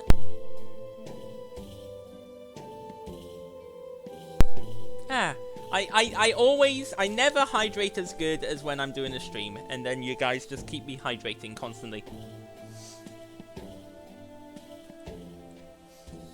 Here we go. Just grab this. Plop this. Dip. There we go. Okay, so next we want to go through a door. Let's see what's behind this door. And by connection, this door. 8 is a passage 20 feet straight ahead. Okay. More about this door. This door lands on 10, which is a chamber. I can't have both. So... Oh, I dropped my dice on the floor. No, my dice! Oh, head patties, thank you. I dropped my die. Hold on. It's not dice, it's a die because it's only one die. So it's singular. A 30... Yeah. We're gonna have this... We're gonna go with the passage. So...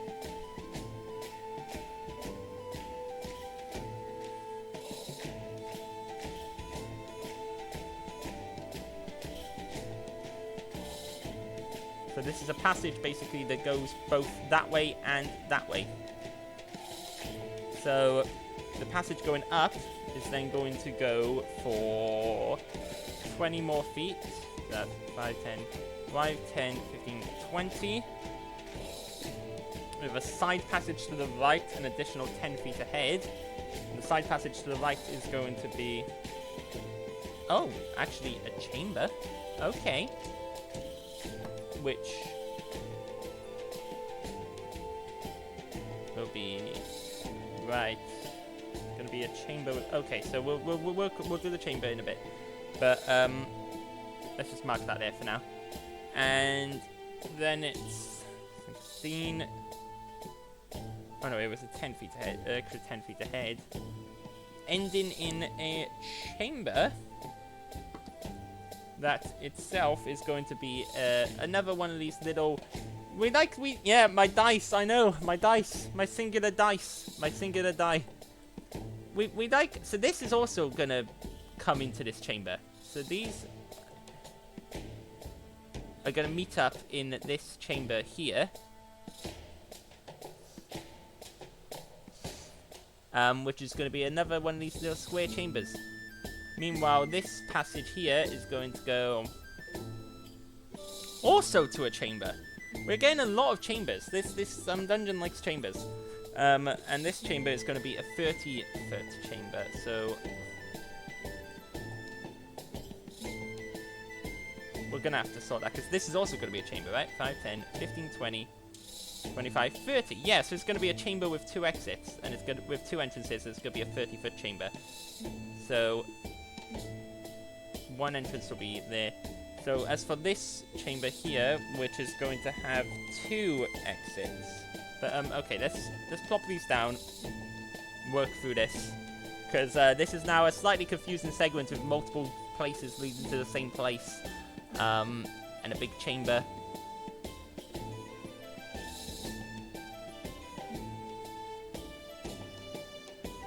So we'll let this build. Let this build up its nice little room. It's an empty room. We're just building the walls up.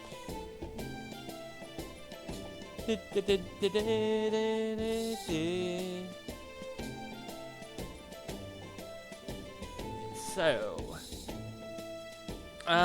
here we go. So we've got this. Now we're gonna have a 10, 50, 30 by 30 foot chamber here.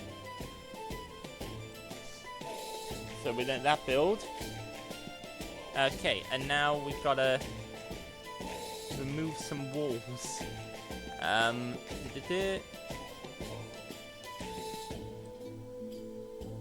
So that, and then that.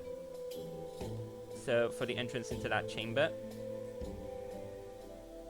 which floor tile wise, we're gonna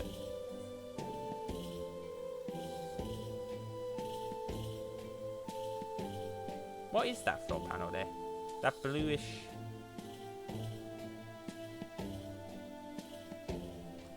Because it's not ice. Okay, so because ice gives us this, which is in this corridor, and then it gives us this little bluish tile.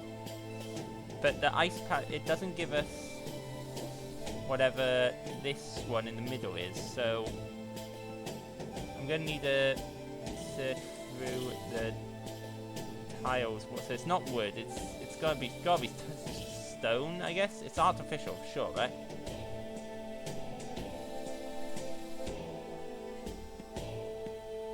Pure black void, gingerbread tiles.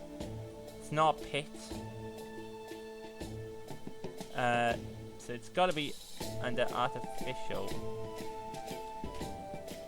So I guess we just have to find it in this.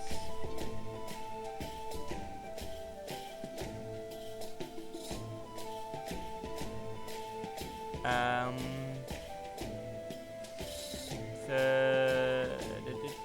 it's not in stone. I guess tiles will be our best look first. Okay, ice tiles.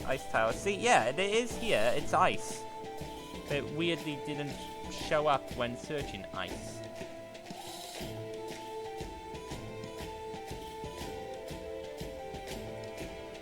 Which is weird, because it should have done.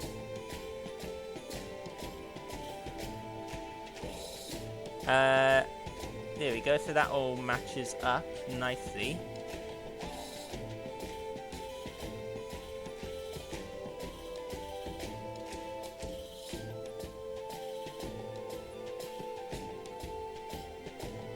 Skeletal. Oh my goodness, this necrotic things. There's lots of cool. Gold coin. You could just have a floor made out of gold coins. Wow.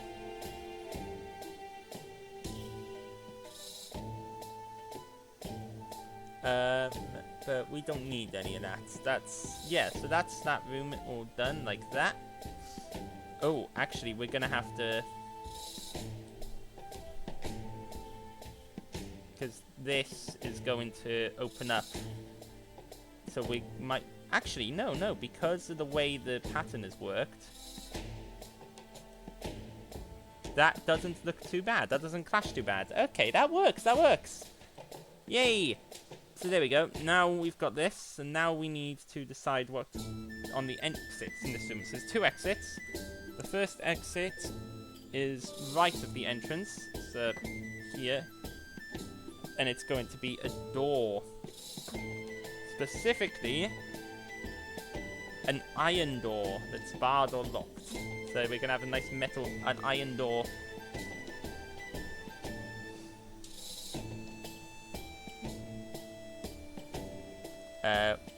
Like there. We need a metal door. Some form of metal door. Tell you what, this is an alchemist home. Let's go for the blast door. Where was that blast door?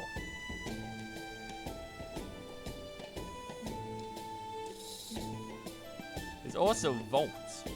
The vaults door, if I really wanted to have a vault.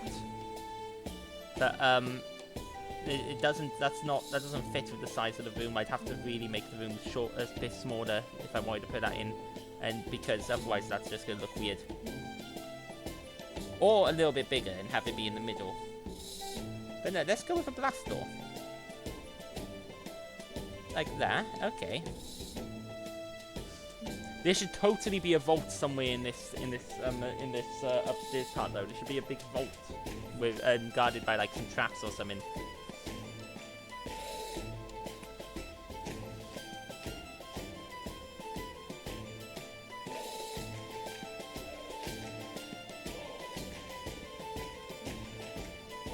Now the second exit is going to be also to the right of the entrance. I'm going to reroll that because there's not really space there. Same wall as the entrance. That's also not really possible. I mean, technically we've got the second exit already, which is also the entrance there. Just make me think, actually. Maybe... Tell you what, I know exactly what we're going to do, and what we're actually going to do is edit this room a bit. We're going to make it a bit smaller, because this is going to work better like this. We're going to do that, and then put the vault door in, and we're going to have this be a vault. Since there's already the second exit by there, this is going to be the vault.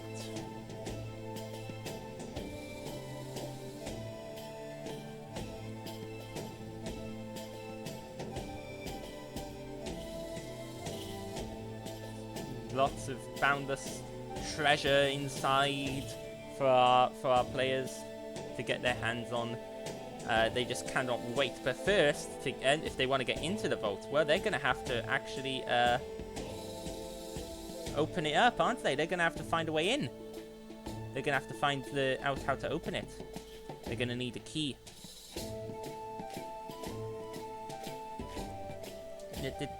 So that'll be a vault behind there. Nice big vault. Which means that we're going to have them find a key. Now in this room here, we've got this big chamber. Perhaps some form of trap or battle chamber with a key as a reward for completing it. We haven't had a good trap in a while, so I do think we might put a trap in, but what kind of trap?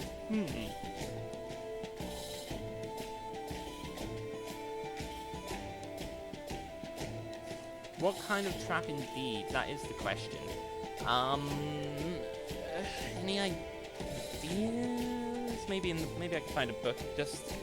I could roll in the book and for ideas, for trap ideas. I might actually do that because I'm not sure what kind of trap to use. This requires D6s and D100s. So if I just say, give a little roll of a die, see what it lands on, looked at, so some form of arcane. And when you look at it, so it should be only a minor one. The effects of the trap would be, so when something is looked at, 92. Stone block smashes across hallway. When something is looked, I don't know if that works well. More side in a pit. Vents, it's magic.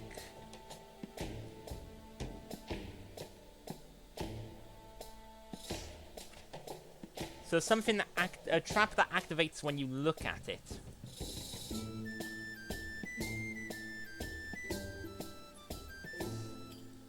However, the smashing trap does sound intriguing.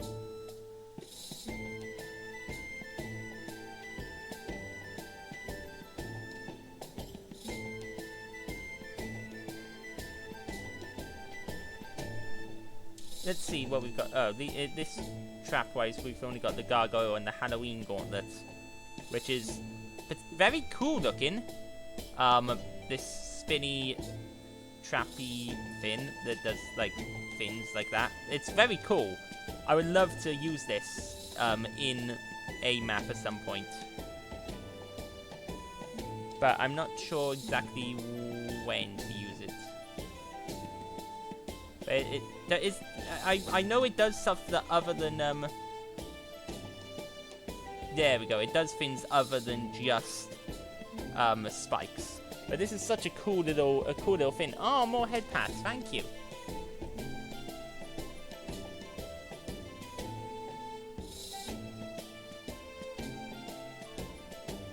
So it depending on what number it lands on, a different thing happens. So like that, a couple of them open up the coffin. A couple of them make spikes. I'm pretty sure there's one that makes like flame. Oh, that makes it rise. Oh, gas. Oh, that's cool. But yeah, that's not what we want for now. That isn't really helpful to us here. What the idea of it though, with the clock face and some form of trip, makes me wonder. Maybe like a magic rune that looks like a clock face on the floor.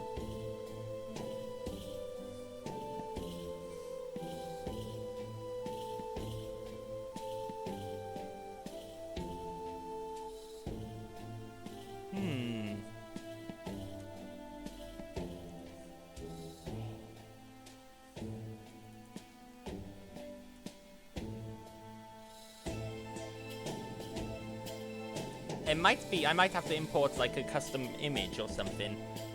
Clock, because there's no clock face rune. But the idea of like a magical circle on the floor that's shaped like a clock, and they have to do something with that, sounds really cool. And I think I'd love to do something with that. But none of these items will do that. Wonder if something with the eye, if I could do something with this floating eye.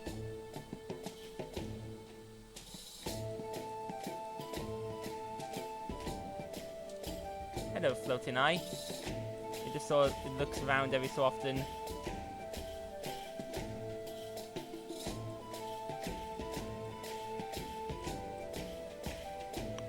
Maybe I can do something with this floating eye. And if I add something afterwards on into the floor, like I want to add like some form of like clock face on the floor, like magical wise, that they have to stand on, that like the or something. I don't know yet, but there's gonna be traps, maybe a puzzle, or maybe it'll just be a trap. Ooh, this is tough. It's tough to think of exactly what, because I need to put it into the map and make it look right.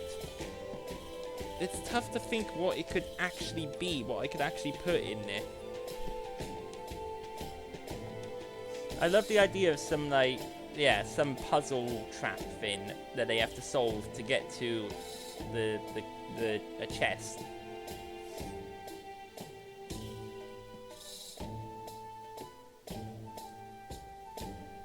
Oh, that's just a portal. It's just a lovely little portal.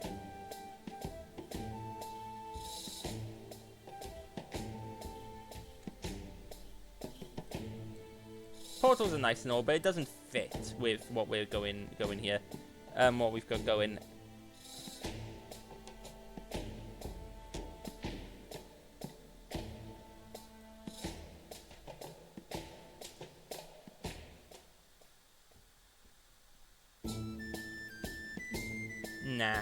Nah, neither do those. Those don't fit in here at the moment.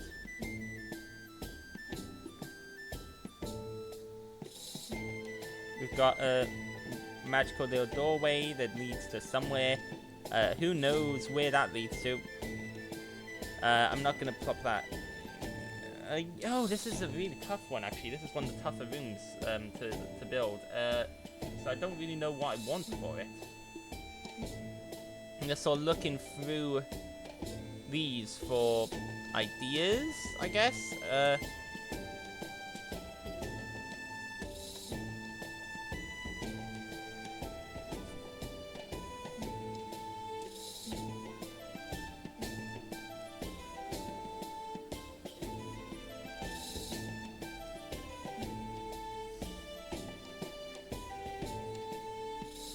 Hmm.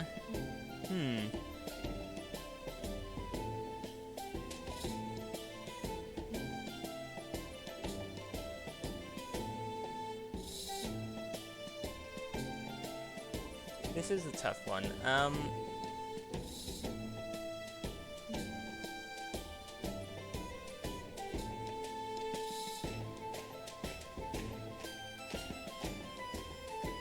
Pedestals and stuff, but magical furniture, the weird flesh chest that's really creepy.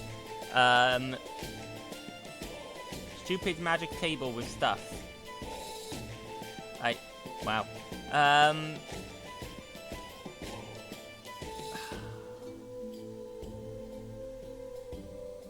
Yeah, oh, you're gonna be lurking? Yeah, no problem. Have a good look, bunny. I love you too. Woo! Have a very good look. I might come back to this room. This is a difficult one, and I'm not sure really what I want to do with it. Oh, here we go. Wait. Timepieces. I've got a sundial, and I can make it really big. To, like, fill the whole room.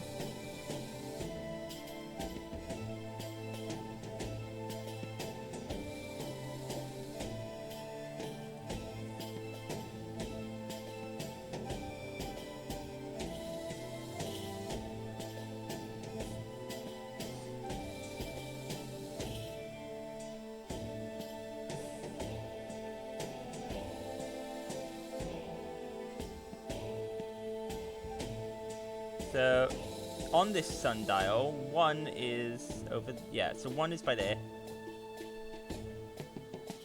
12 is there, so we probably want 12 up at the top. 2, 3, 4, 5, 6, 7, 8...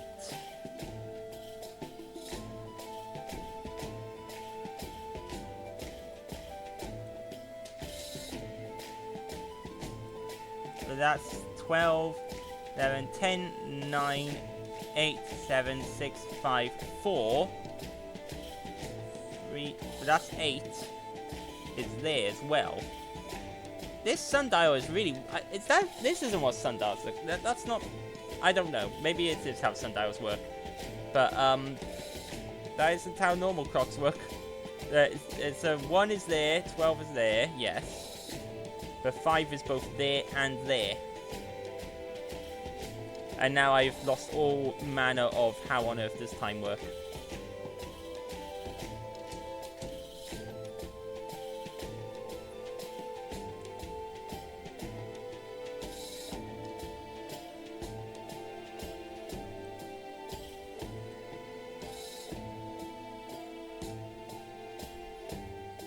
I've never actually seen a sundial in person before, so I've never seen a sundial. I'd love to see a sundial. Okay, but let's say we've got this big giant sundial in the middle, maybe a riddle, and let's say a bunch of clocks just all around like the outside walls.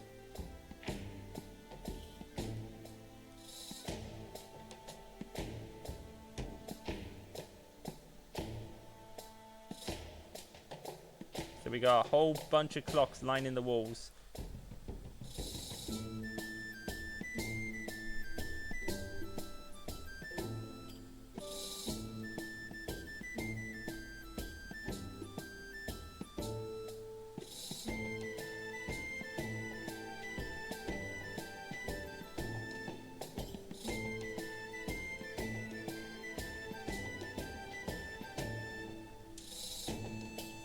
You know what, actually, I might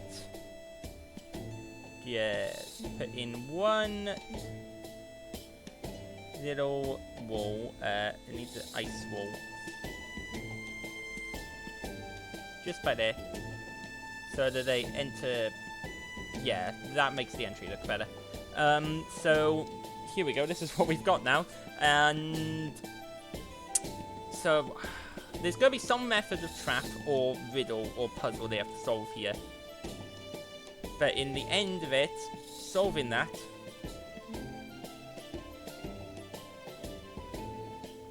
will give them what they want, which is access to a chest or something, or it'll give them some form of reward. Tell you what, let's just place a few more clocks. So this entire room is just filled with clocks. And they are not all ticking at the same time either. Oh, that is gonna be... That would be painful to your ears, wouldn't it? That'd be really painful to your ears. I know, that would irritate me so much, having a whole bunch of clocks that are all out of sync with each other. And this'll somehow... They'll have to do something, and they'll somehow get them a prize.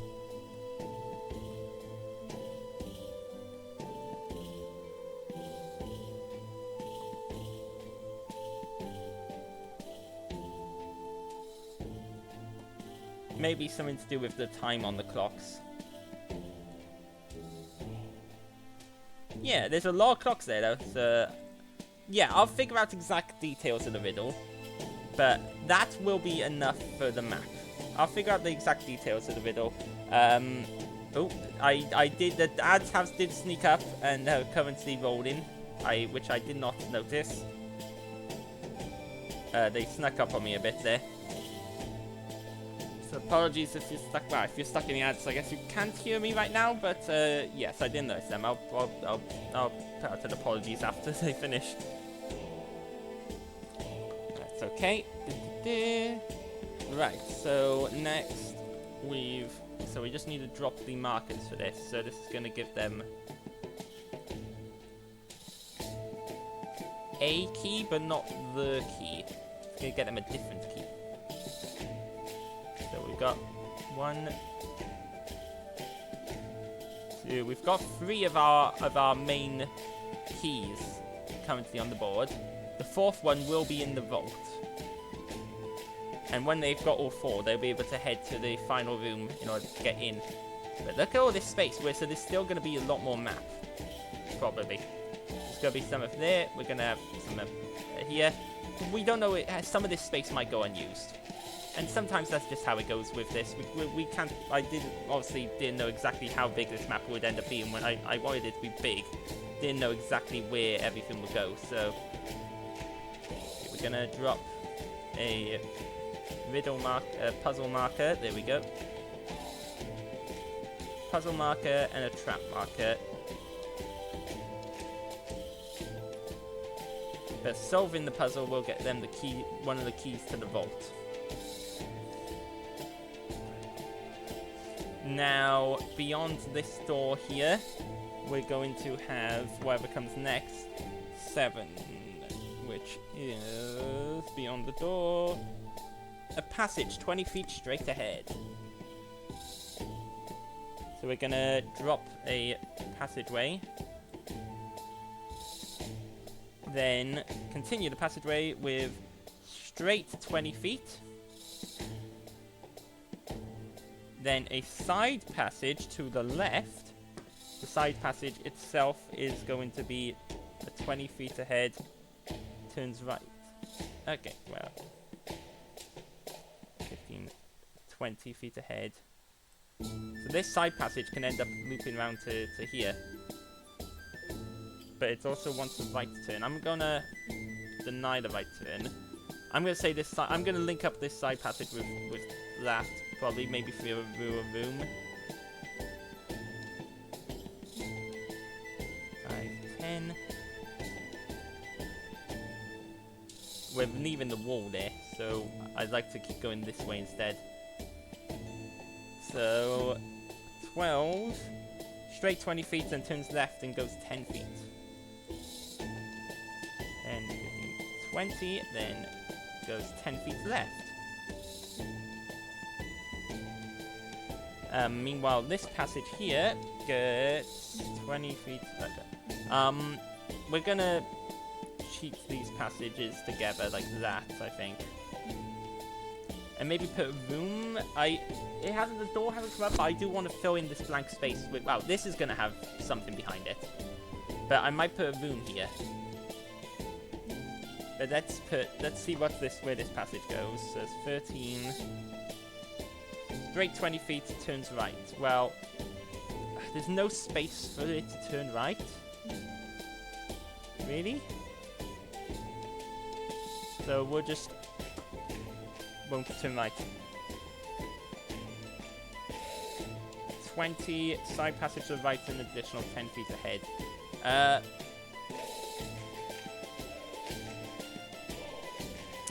Again, there's no space to the right, so I'm not going to go any further right.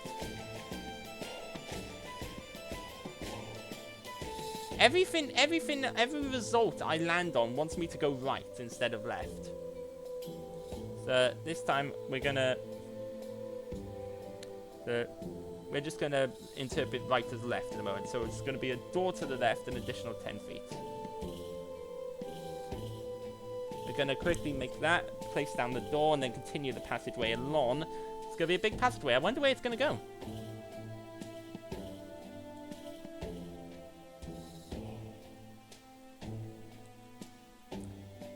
We just do a few things like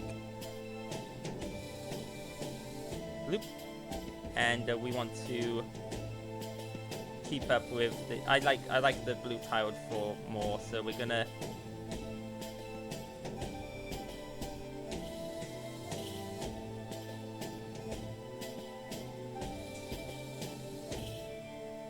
There we go. We're just gonna do that. Drop those tiles like that.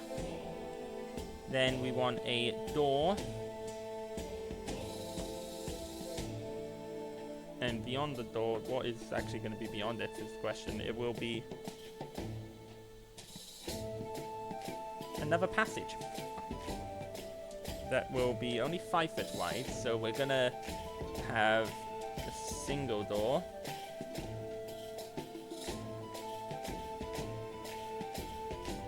And then beyond that, we're going to have another passage. 20 feet straight ahead. So there we go.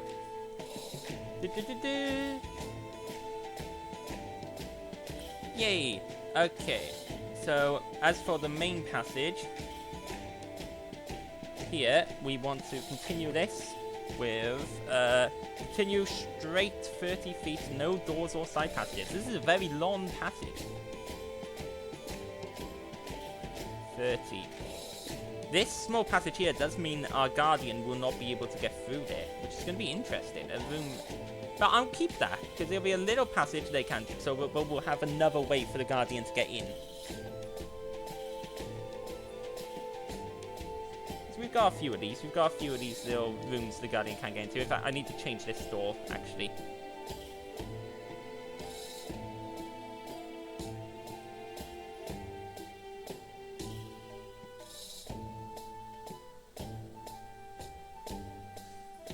Which I will do.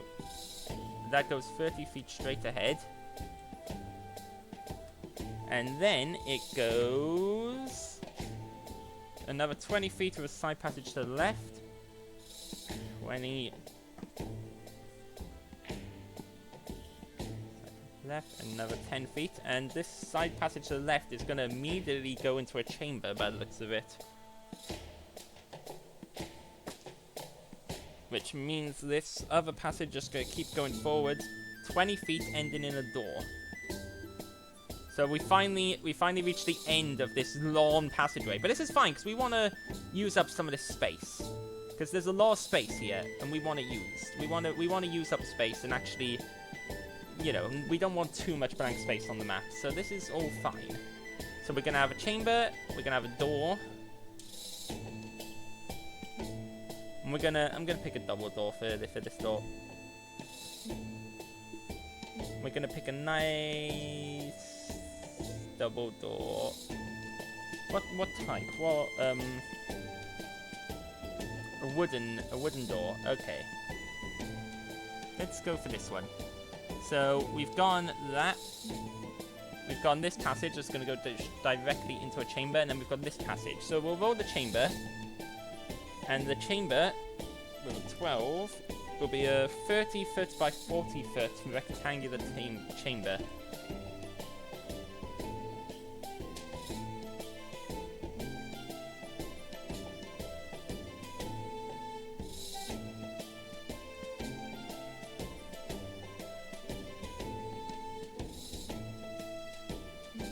Let's...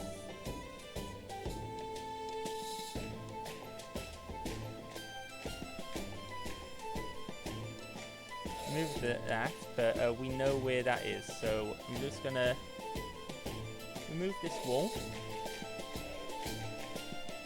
And it's gonna be a 30 by 40 foot, so let's go about here. 10, 20, 30, 40 by 10, 20, 30. And I want to make sure that is it going to fill in that, if it fills in that wall again, I'll have to remove it again. Yeah, it did, but I've got my finger on the screen to show me where that is, so there we go. Wonderful. Okay, so we've got a little chamber here. What do I want to put in this chamber is the question. So, let's see, the chamber is going to have 3 exits. So the first exit will be on the wall to the right of the exit of the entrance, and it's going to be a door. Specifically a wooden door that is potentially barred.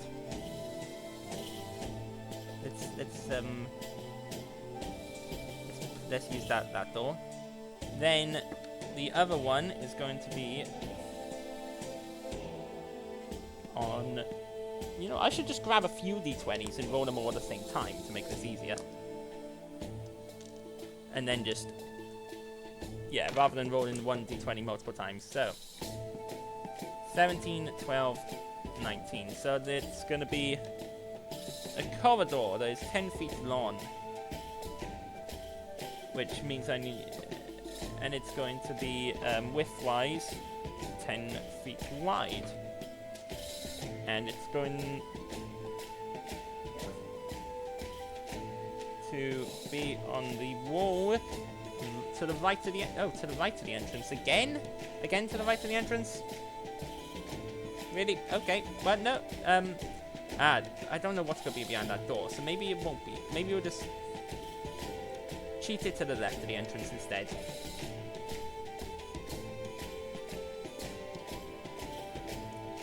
Sometimes you have to do that. Sometimes it's easier to and makes more sense to just cheat the doorways and cheat the placement a little bit.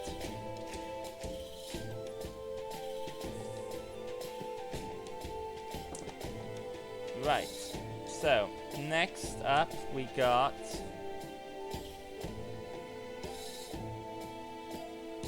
the wall opposite the entrance. That's good. And it's going to be a corridor.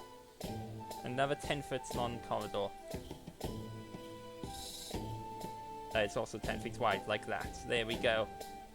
So that is the exit from this room. That's the layout here that we're going with.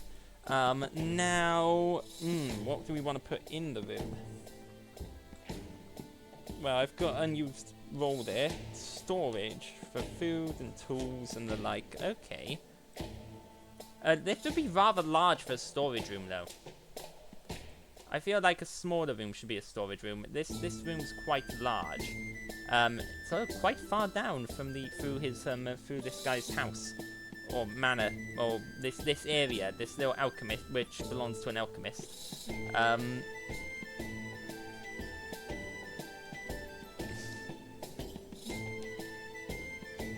So what do I want to put in here?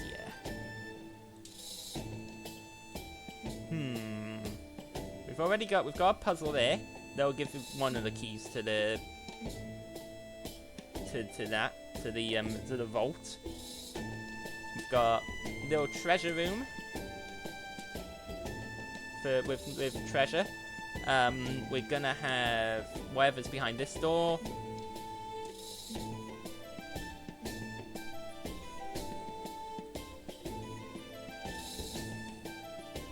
But this is too big for a storage room. I don't want this to be a storage room.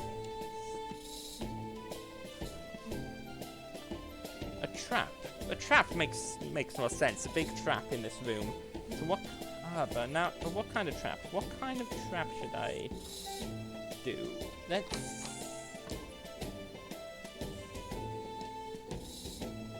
Okay. Maybe a trap that triggers when something is. Okay, maybe. Right, when they try and open this door, triggers some form of trap within this room. The question is, what should the trap be? Now that is the question.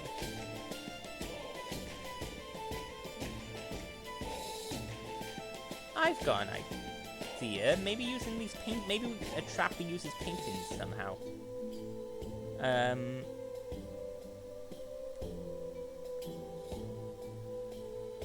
Oh. Hello, you're a scary fellow.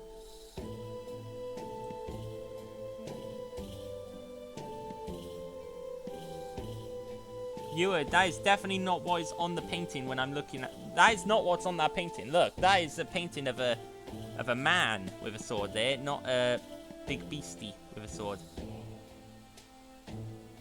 Ooh, another painting of a creepy creature. Okay, let's keep running with this theme.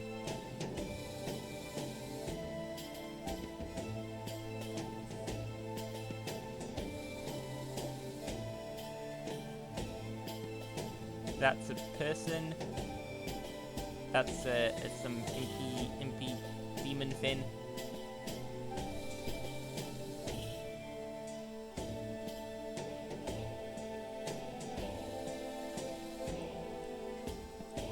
That's a guy with mushrooms growing out of his face. Yep, that's totally normal. This will be a room. I feel like I've gone in a room of paintings somewhere else in this dungeon, haven't I? With a trap in it. I don't. No, not in this dungeon. Maybe in another dungeon I've done that before. But okay, so the paintings will do something when the door is messed with. Is the idea behind this one. So it's oh, see, now that's the person that I was supposed to be.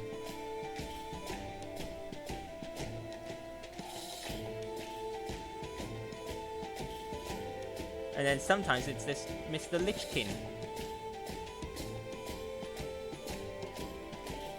Well, in fact, should I, since they're the same size, let's put those two opposite each other, opposite that door.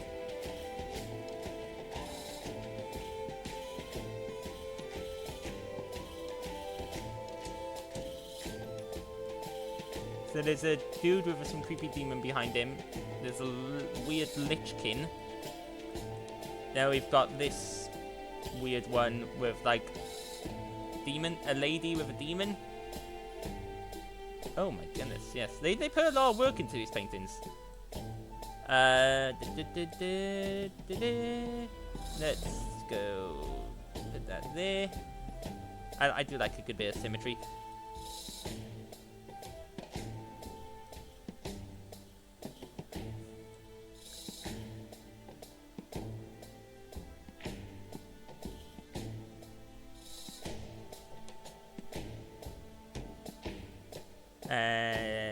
Like that.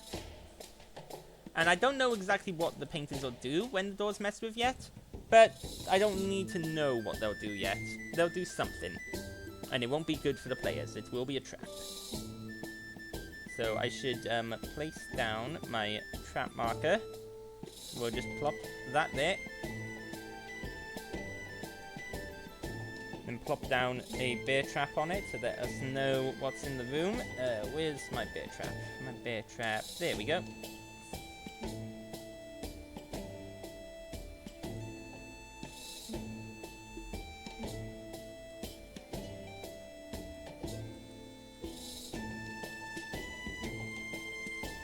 There we go. So that's a trap. That's trap done. But what are they guarding, I wonder? What's behind this door? Shall we find out? Let's find out what's behind the door. Beyond the door is passage? Really? A passage. It could be a passage. I feel like a chamber would make more sense behind this door, though. But it might be a passage. If it's a passage, it'll eventually lead to a chamber.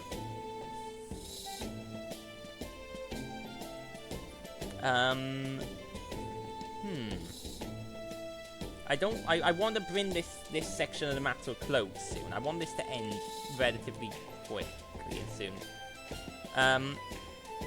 One thing I have overlooked is obviously I need to make sure that most of the passages here are wide enough for the Guardian, which is going to be probably a large creature. So I am going to actually just remove this wall and make it like that, so it can get in. This one I'll keep like it is. Okay. I do want to bring this to a close soon. I want this to end, this section to end, so we can work on then the final section of the map and actually finish this map at last. Because the time is rapidly approaching when I would need to use the map.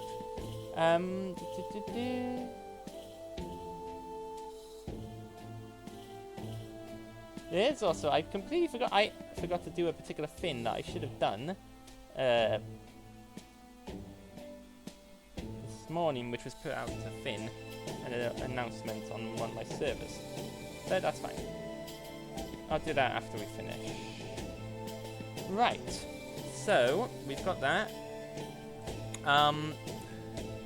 Passageway 20 feet straight ahead. Okay. 20.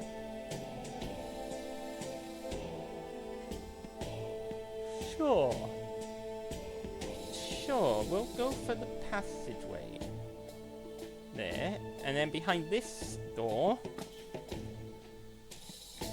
is going to be a chamber. And the chamber behind this door is going to be 20 by 30 feet chamber. Okay. 20 by 30 feet.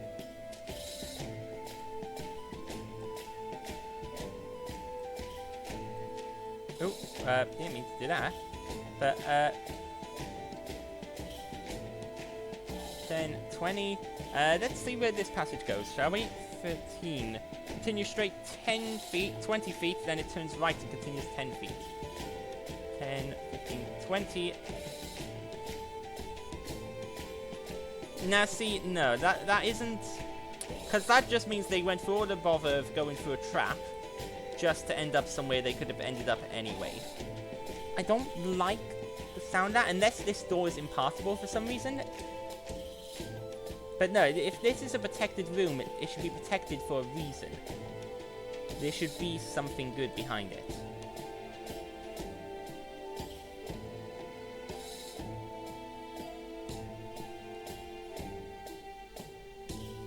So I'm going to actually make this a small room.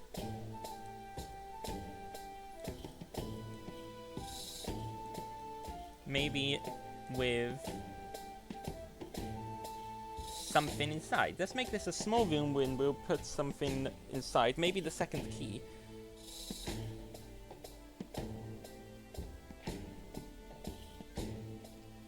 And I'm going to start bringing this particular section of the map to a close. So the room up above it, I'm not going to have any exits from. I'm going to make it into a storage room, I think. I'm going to... Because I want to bring this area of the map to a close and then focus on the last part of the map.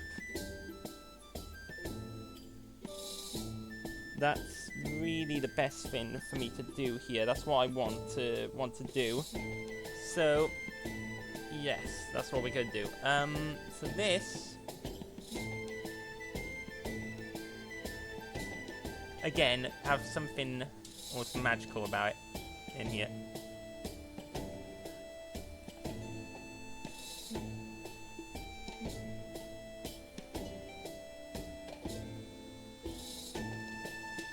That's just a cage for storing Fae. Ethereal loom. Oh my goodness. That is very cool. But no. This works well enough.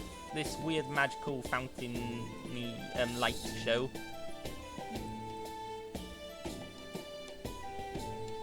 And in fact, by the time they've arrived here, they've probably gone through a fair few battles. So what I might do is make this almost like a restoration point. Like it gives them a free rest or something.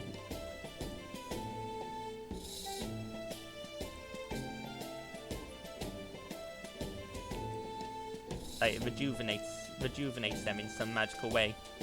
That might be what's behind. That would be a useful thing to have behind a heavily trapped door. So it's going to be like the rest room where they can actually heal.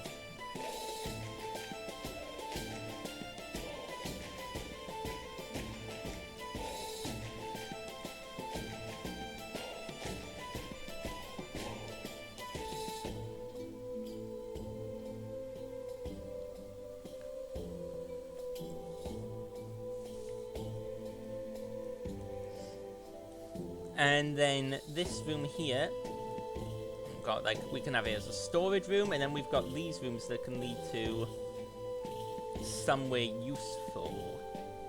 Then we've got this door as well. So let's do this door. Well, actually, we've built this room, so let's do this room, and we're just gonna make it a nice basic storage room, I think. So we're gonna grab some shelves.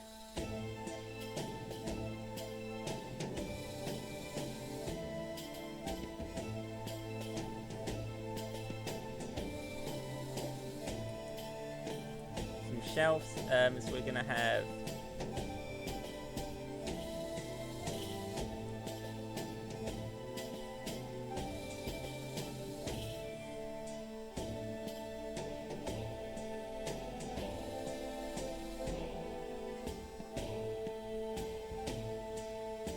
like a cabinet with some stuff inside.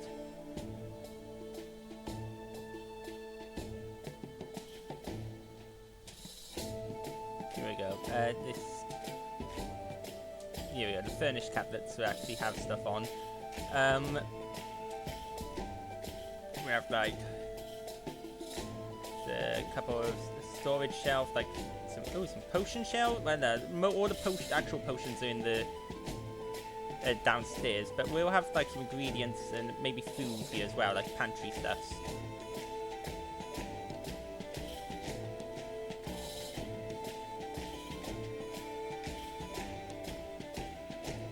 There we go, like there, and then here we can have.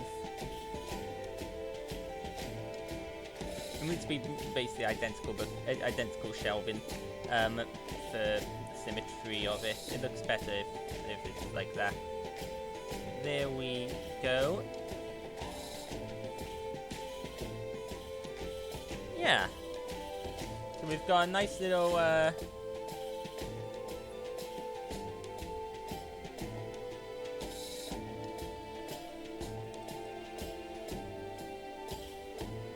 nice little unit with some items, and there's definitely gonna have to be loot in here because it is a storage place. Mostly it'll be like food, but it might be like maybe a weapon or just some interesting books or something. So we'll make this a loot room. What I'm realizing is that I haven't had a proper combat room up. I've had only a couple of combat rooms up here, haven't I? Not as many as I would perhaps like. So maybe another combat room is in order. We've got one in there. Up here, we've not got. This is a trap room. That's a puzzle / trap room. This is a trap room. Yeah, no real combat room. Oh, actually, I might make this both trap and combat.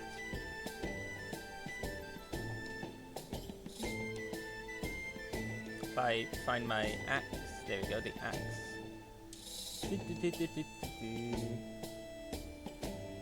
I think this can work as trap and combat with what the ideas I've got in mind. And also there's going to be a big guardian strolling around, patrolling these areas. So, there we go.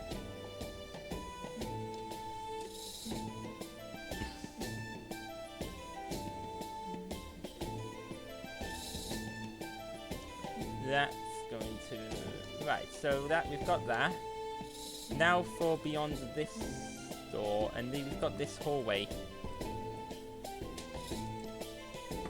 Beyond the door, passage straight. Honestly, I'm not sure about. A room here would be nice, but not essential. I'm not sure how many more rooms I could really fit in this place before I run out of ideas for what to put in them. We need 2 keys for the vault.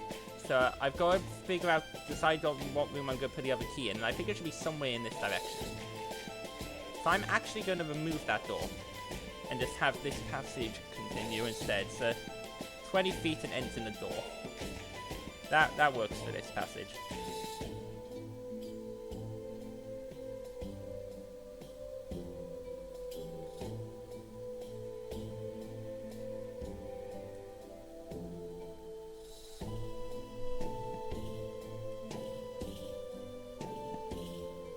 There we go. Okay, so beyond that door, we'll probably link up to whatever's over here. So let's probably have this go to some room. Let's see. Side passage to the right, yeah. Then an additional 10 feet ahead. So that works with. Well, that side passage is a different area, but because it wants a side passage here. But that's just a side passage to the right, so that works.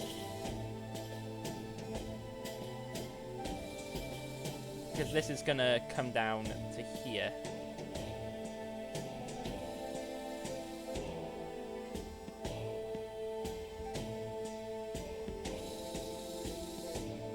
I feel like maybe this should be a room.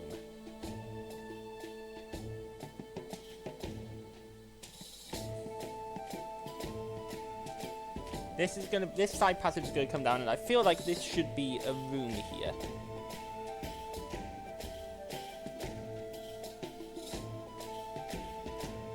I feel like we should put the proper door. And this could be like a quick way for them to dash across to the other side while the Guardian has to take the long way around. This can be basically a good escape route for them if they get cornered. So we're gonna make this just automatically be a chamber. So 20 feet by 30 feet chamber. So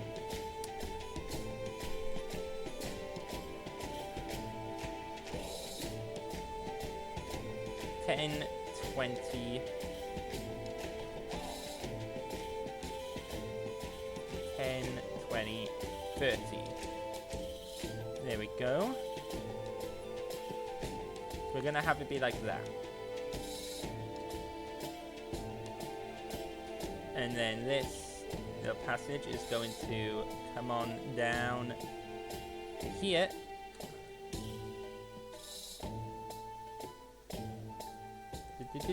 And link up.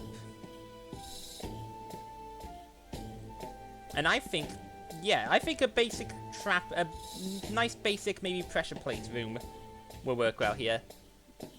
Get across without triggering traps. Nice and basic, nice and simple. We don't have to have every trap be really complicated puzzle or whatever.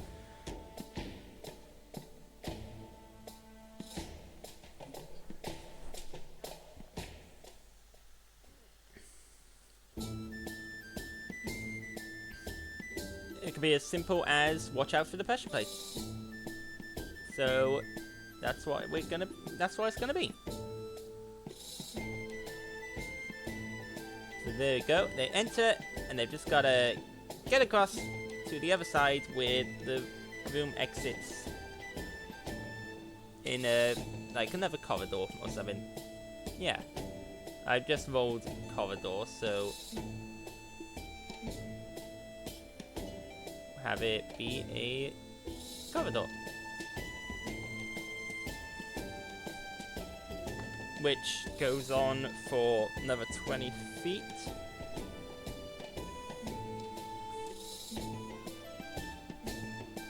Door to the left. And then additional 10 feet ahead. So it's gonna be a door, and that door might lead to might be the final loot room. This door here, I'm not sure what that'll lead to.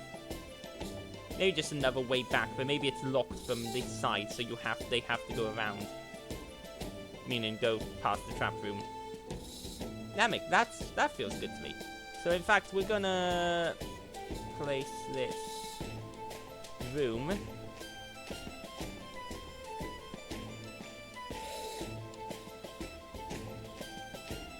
like this.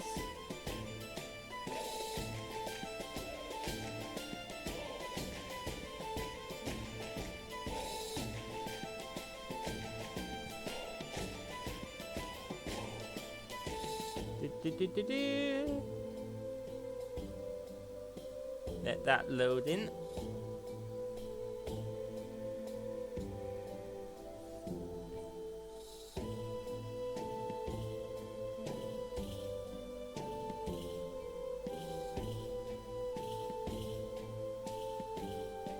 There we go.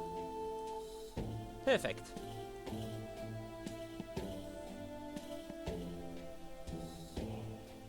And this room will have loot in. So there's going to be a trap here, and then the key will be by there.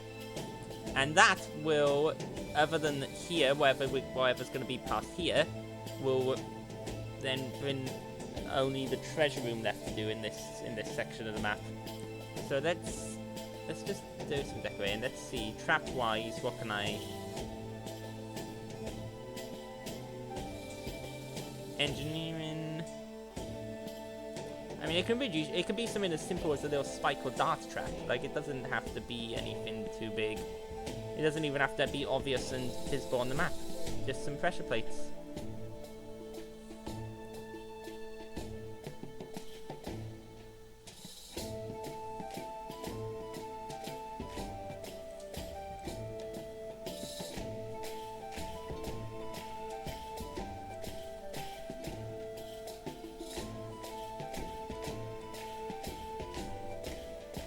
Let's say, how about, do we have any, like, crystals?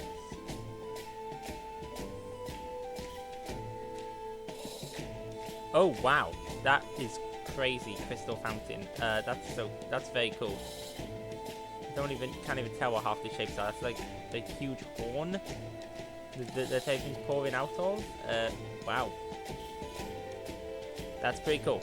But not what we're after. What we're after is just a little... Yeah, like a little arcane crystal.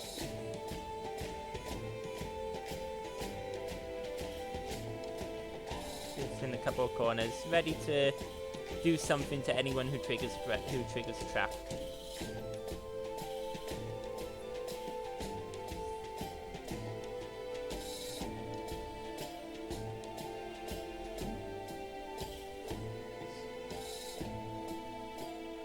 And that sums it up.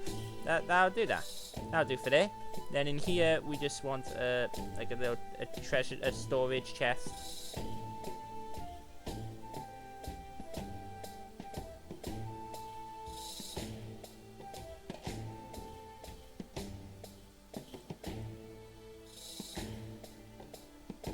On a pedestal, I think. Put it on a pedestal.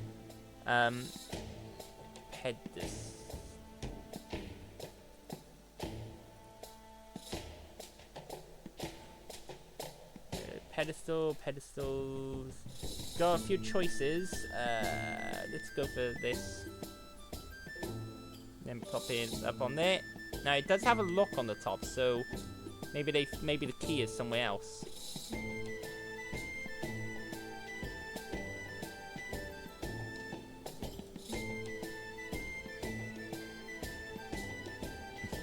But then maybe they find the key just in the storage room, or in wherever this goes, which maybe it should be like some sort of study. Let's see what the dice say. The dice say 20 feet comes to a dead end. Might be a secret door. Secret doors are fun, so we might have a secret door there. 10, 15, 20. It says 10% chance of a secret door. So let's see if this is going to be a secret door. or just a red herring. Oh. And just like an ordinary bookshelf or whatever. No secret door. It's just gonna end in like a bookshelf, and they'll no doubt think it's a secret door. Maybe there'll even be a trap.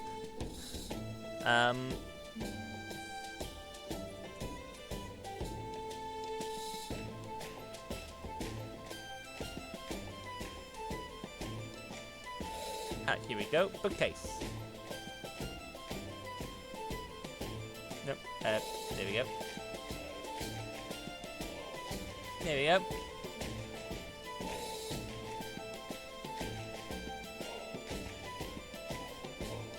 Just an ordinary bookcase. Now, let's see. That's a trap and barrel. This room here, we just now that we've finished all the rooms, we can just plop down the plop down our markers. So this room here is going to have a trap. And then this room here will have, well, it'll have the little key in it.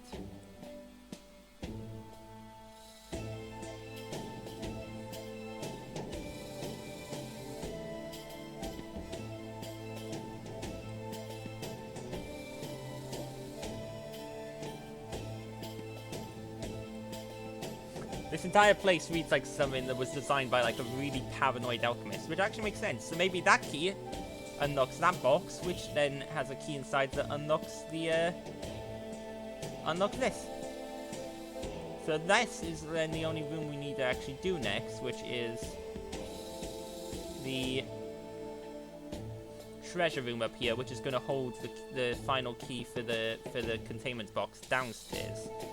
So we want to. It's also going to have a bunch of treasure, probably. Potentially some nice treasure. We need to have something good, so we'll have some like alchemical, magical items, perhaps. But I gotta avoid now overcompensating and giving my players way too much. Treasure, yes. Treasure's fun. Magical items are fun, but I can't give them too much.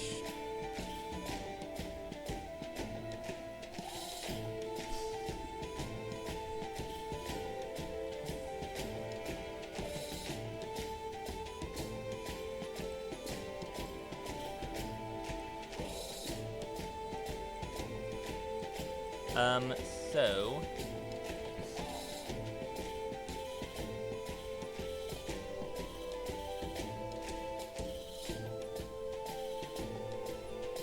what I might do is have one final little trap for any treasure seekers, which is that if they touch anything that isn't the key, bad things happen. Almost, that will make it very, the treasure cave from Aladdin type. There's lots and lots of gold and stuff about, but you're not allowed to touch it. Only touch the thing you came for. We're gonna have the chest open to make it extra tempting for them. Ooh, no, I don't want another flesh chest. That is horrifying. We'll have then another pedestal.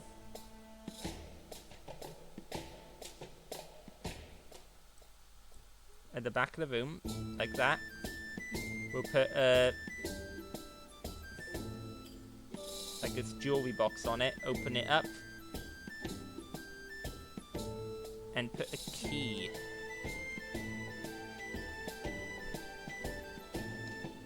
Here we go. Oh, yes. Oh yeah, because that's the third key. So this is the fourth key. So just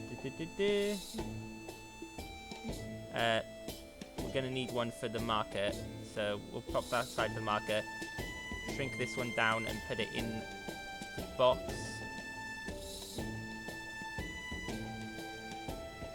There we go. So now there's a key in it, but all of this is gonna be traps.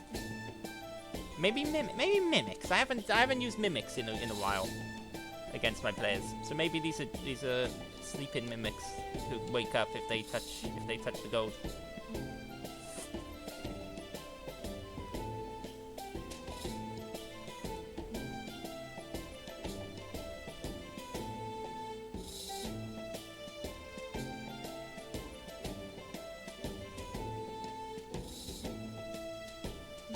So here we go, we've got that, but we also want a trap. This is going to test their sense of whether they're greedy or not. There we go. Okay, there we go. That is the vault completed there. So with that complete marks the upstairs segment up here as complete. All done up here. Perfect. Which is good. I think that's we didn't want that to stretch too long. This is just meant to be a small upstairs area.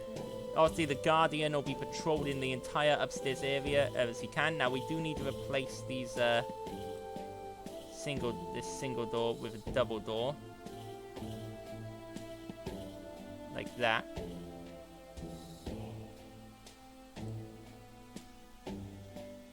And just to fit with the theme, let's get a Gothic.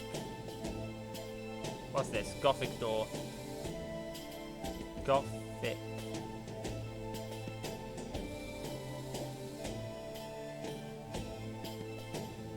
Oak door for there as well. This one, that is one big vault. That's a very fancy sandstone vault door, but it's not the vibe that we needed here. There we go. So we want to make sure there's ample pathways for our Guardian can even get into the vault. Well, yeah, I'd say that's big enough. The Guardian would definitely be able to get into the vault.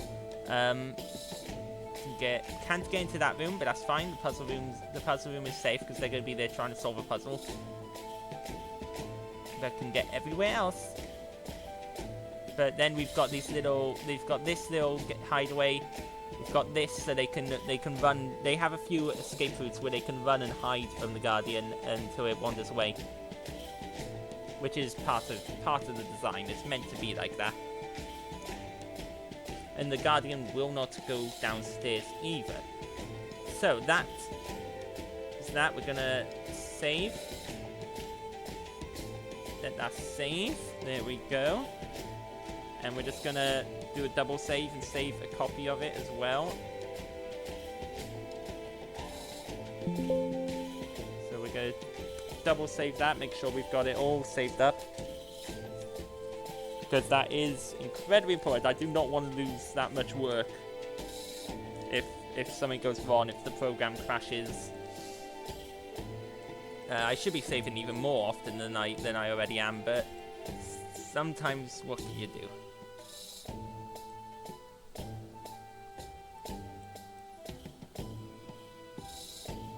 Oh, wait a minute. This was supposed to be a secret door, wasn't it? That's why I placed these there. There was supposed to be a secret door that went somewhere. Ah, I completely forgot about that. But actually, this is accurate to placement-wise. So I could always have this secret door secretly lead to here. So let's do this. Let's keep this secret door in because this is supposed to be a secret door. And let's go doop bloop bloop. Oh no, wait, like that.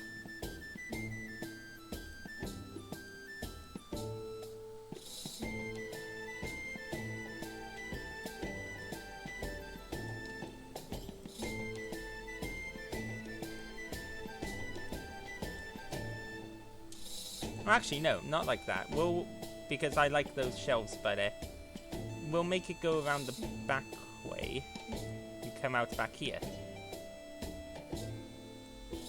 I have to wait for it to finish now before I can undo, but okay, undo that.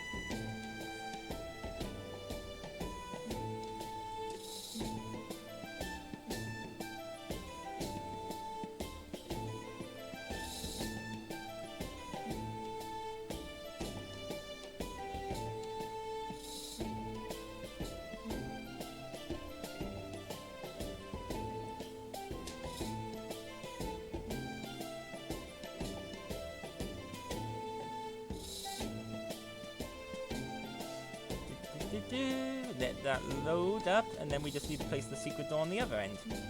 And then the rest of these that look like secret doors are just going to be all locked up so that they can't open. Because they're not actually doors, they're just bookshelves. So that opens up. I'll let them go through here and out through this secret door. So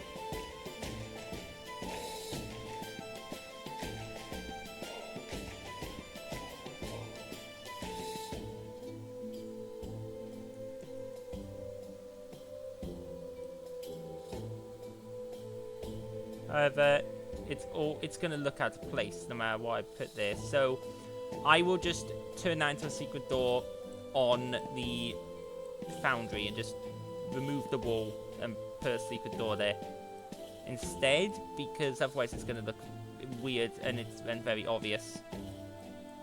It's the same reason why I had to put multiple of these bookshelves, just to make it look right. So we will do that in there post map making. So that's that. Okay, so all we've got left now, we've got this tunnel here and this one here. So this tunnel and this door, which probably are going to lead up to the same place. Looking at this. Then we've got a door here and a door here. However, what I have been forgetting is this. So actually, remember that door that I got rid of because I thought there wasn't enough space on the right for it earlier, and I got rid of a door along here. I got rid of a couple of doors in this mansion, but I'm actually gonna place them back. I'm gonna place at least one of them back. And it was somewhere along this wall. It doesn't have to be exact, but so we'll just plop it here. And that is going to be a portal door, because we need a bunch of these still scattered around the map. So, and if with the map this close to completion, I have not placed enough of these down. Oh my goodness, moving across a map this big, oof, takes some time to get across. Come on, there we go. So that's 1, 2, 3. We need to place 4 more secret doors. Well, 4 more teleportation doors. I think this could be one, but we've already got this here as one. That'll be 2 pretty close together. I mean, it's possible, but I'm not sure about it. We still don't know what's going to be behind these. They might go on. And we've got this here. This, which is going to have an area up here. Do I want to place any more in this? In fact, I got rid of a door by here, didn't I? Tell you what, we'll have two of the teleportation doors that lead somewhere into the house.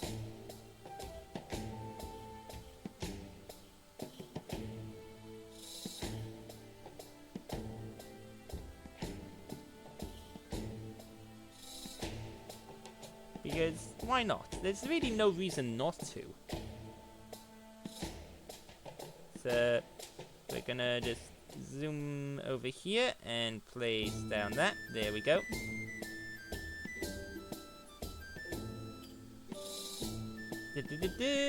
Lovely. Which means 3 more, and those will probably come about through our creation of the last few rooms. So yeah, here we've got these 2 are probably going to meet, and these 2 are almost definitely going to meet in the same place. Or one of these will be a false door. That's the thing. We can just have a false door that has just a trap and nothing else and isn't real. So that might be this. I think that's what I'm going to do here. This is going to be a trap.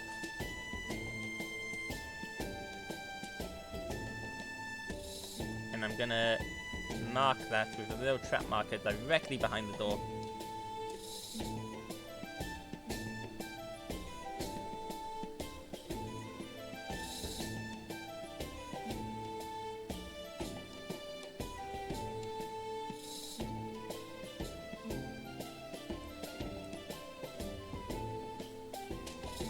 It. So, let's go for... Which door should I go for first? Oh yeah, so this door needs a key. There's a lock here. So this door needs a key. And that key is somewhere, was down in one of these.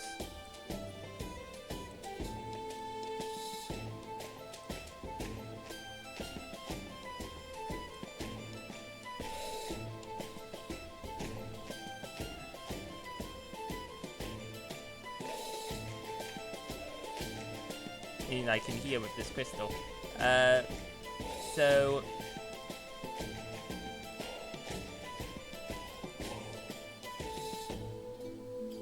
treasure, that's treasure, lots of treasure. This is a very treasure heavy area. That lever opens something. Opens one of these, and or like the or this. See, this is where all treasure and stuff is gonna be.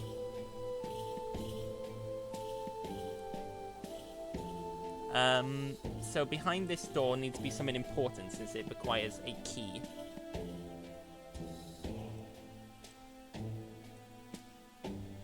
So let's see. Let's give a roll. Beyond the door is a passage. 20 feet straight ahead. 10, 20. That's on track to crash into a wall. I don't think that passage is gonna work. But I guess I can bend it to go upwards. Yeah, I can have a passage within a turn. Some of these passages have just right angle corners and some have curved corners, which is all entirely due to my own forgetting to do curved corners at times when I want to. 5, 10, 15, 20. 16 is the chamber. Okay, so the chamber can't be here, obviously. It's gonna have to go up here for a chamber.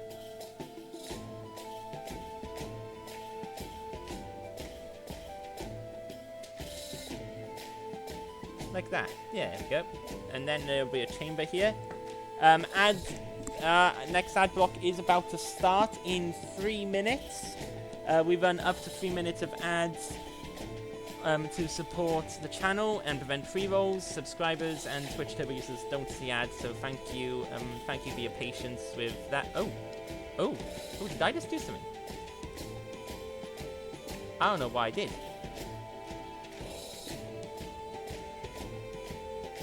Oh, I can make angles and not just curves.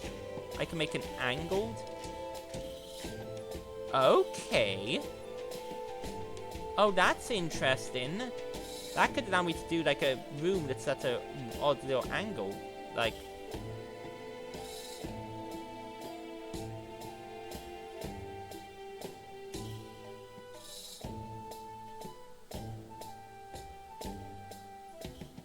like you could do a room that goes like odd little angles like that. That's a terrible example of it because that is not in any way, shape or form properly oriented, but or just like an odd little wall if you want it to not be quite. I guess you could do like a hexagon or octagonal rooms with like that, right? You can go like that and do a octagonal room. Okay. And if you can have different okay, no, that's interesting, and I've only just discovered that. I didn't even know I could do that. But the chamber before us is going to be... Oh, not another circle. No, I'm re-rolling that. We can't have more circles. Rectangular. 30 by 40 feet. So 20, 30 by 10, 20, 30, 40. And you know what? I might actually make this as the room that's then the grand prize is behind. The room that they're aiming for will be behind the locked door that requires the crystal shard. Or whatever it is, the crystal from here. So That's the end goal, is going to be in the room beyond this room. There'll probably be a boss fight. Maybe a boss... Yeah, there should be a boss fight at the end of this. For certain. So beyond this room, there'll be a boss fight room.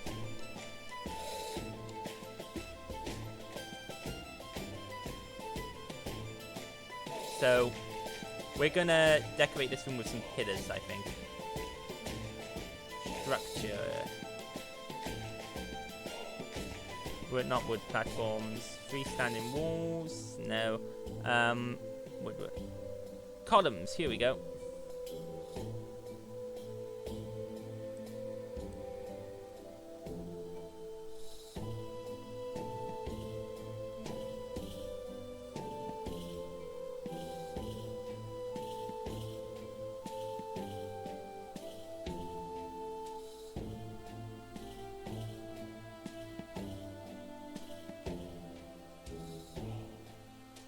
So it's going to look like this, because it's going to be a flattened map, because otherwise it will not work right. Because if you a flattened map, obviously everything's flattened, and so perspective doesn't matter. If we did a wall map, how this would look is the perspective would center somewhere in the middle, like here, but that would then cause a lot of spaces on anything that's not in this middle section here. To, as you can see here, the walls would cover up the grid. It wouldn't look right, and that's what we want to avoid. So with big maps in Dungeon Alchemist, you always got to do flat, no perspective. On smaller maps, you can do perspective, and then you get like the 3D walls popping up, and it looks really cool.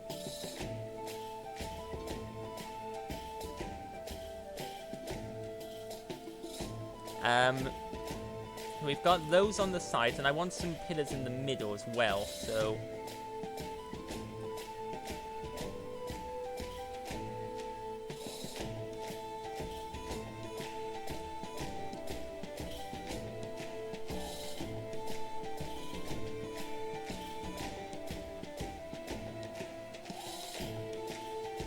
So we've got all these pillars for nice decoration, and a door at the end. A large, so it should be a double door for certain, and it's got to be locked up tight.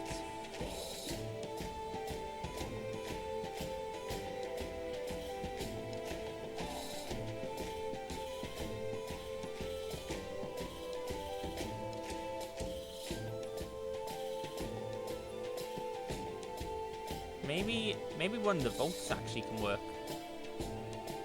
It would have to be 4 block big vaults for this, because I need it to be central, and none of these are central.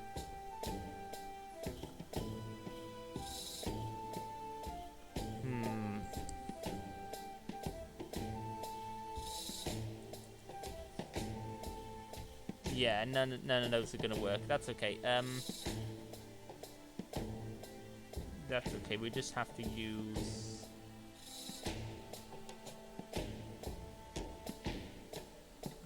Nah, if there was a bigger blast door, I'd use the blast door. We just have to use a good double door. We could totally use this gate, actually. This huge black iron gate, but it's a bit necrotic. This is meant to be the ice plane, the ice elemental plane. So that's a bit much. Let's go for this. Here we go. Some reinforced door. Oh, with 2 locks. Oh, perfect. Wow, a double key door. Obviously we're using the crystal-y thing rather than 2 keys, but that's always good to know for future maps, is that this door straight up has 2 keyholes on it. Obviously they'll be seen from above, so they're not going to see that detail. So that'll work. And that will lead into the boss room. And I like having some fun designed boss rooms, and a room, you know, where they can take advantage of the environment and stuff. I like doing that in a boss room. So First of all, we want to make it a fairly biggish room. I'm going to say a 10 by 10 room. It should be pretty big and should be big enough for what they got going on. Now, as for the decoration in the room, I'm thinking we want maybe some area of high elevation that they can get up to shoot down at enemies. It's gonna be a boss fight, of course, in this room. So there's gonna be one particularly strong enemy. But that doesn't mean there won't be other smaller enemies as well, obviously. So we have to plan for sort of what kind of things I want to be able to do in this fight.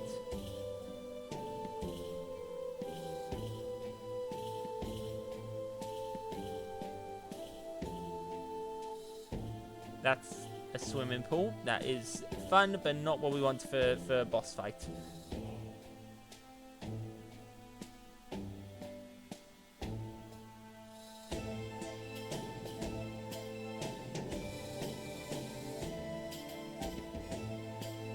There's a bottomless pit. Again, these pits and stuff are fun, but I don't think they're particularly helpful for a boss fight at the moment. And we need it all to remain true to the theme. We've got something like this, but or a well. This is the plane of ice and water, so some form of well in the middle of the room actually would work. Now that is dead in the middle of the room.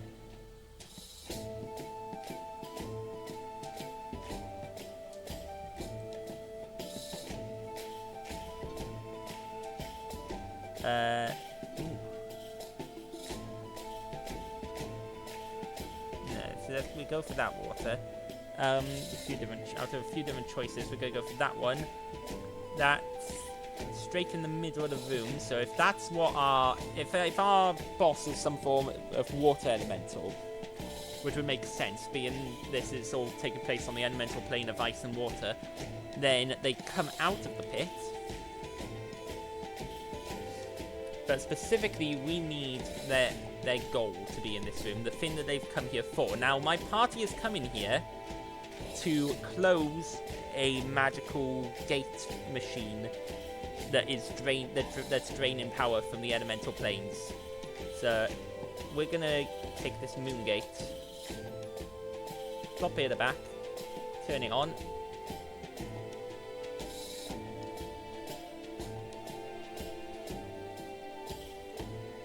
And then plop some machines next to it. So we want to grab some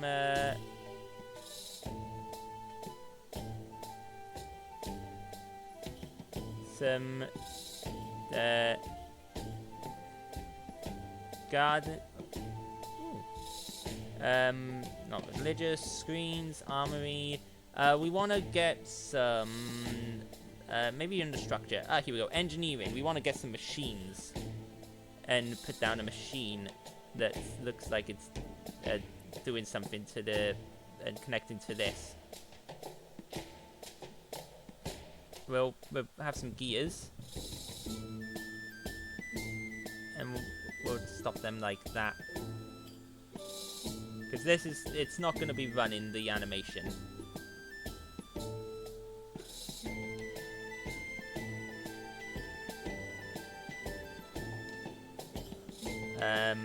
So those gears there work, and then we want.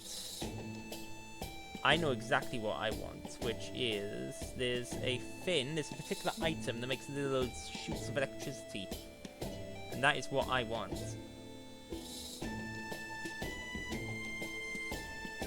Now this is going to be next. This gear is going to run next to the control panel for this entire machine.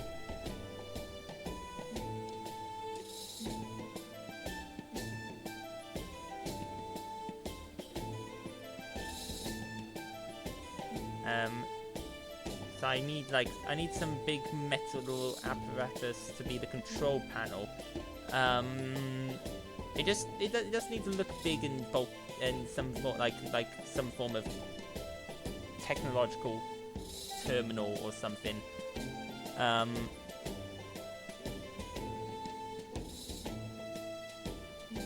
Engine. Oh, that's the Artificer's portal. But no, this portal was magically made. Artificer's fins, whatchamacallit. Here we go. Something here should surely do the trick.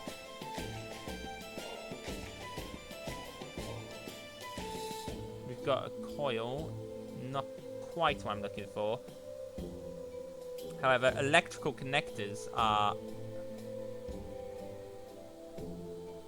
something I am looking for. As these are the things that... Ooh. Where'd that go? What is it?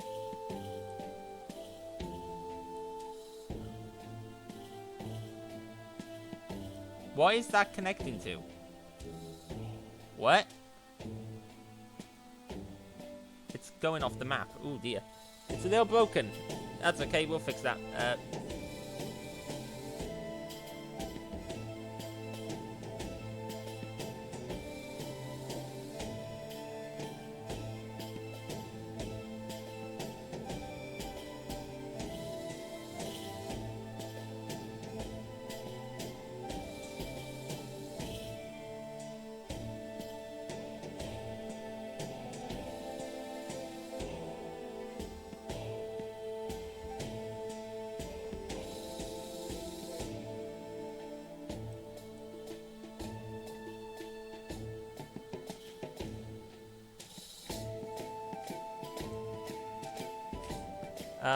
But good. We'll be using those electrical connectors, but I just need something to look like the controller for this machine. And you know what? This table might do the trick. This looks so significantly technological. Oh, and it even has a lightning connector on it. Perfect.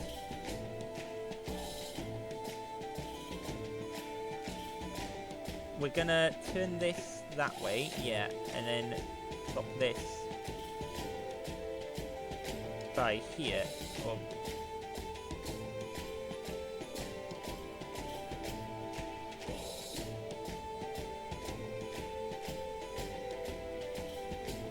like that. Oh, oh, oh my goodness, Maxi Kitty, hello. Thank you for the follow. Welcome in. Welcome to the tavern. Oh my goodness, and we've also got a hydrate. Hello, Baba Whiskey. Hello, Maxi Kitty. A Chesburger. No, I don't like Chesburgers. But okay, we'll take a hydrate. Oh my goodness. Oh my goodness, that's a cat burger. Oh my goodness. Okay. Oh, so Dungeon Alchemist. We'll do the hydrate, but I'll tell you since you're asking. So Dungeon Alchemist is a it's I guess technically a game. It's on the Steam Marketplace, but I prefer it's more like a tool, and it's used for creating maps for things like Dungeons and Dragons, which is currently what I'm doing, making a map for a D&D campaign, and it is that you can see here my map. This is huge. This is like the biggest map, one of the second biggest map I have ever created. So it is used to create these maps. It has its special like system. So I should reiterate. I often have to reiterate. It is not generative AI. It does not use generative AI. This has been this tool has existed for years before I've even heard of any of those. It uses its own inbuilt. I wouldn't call it AI, but it is sort of AI, but it's not generative AI.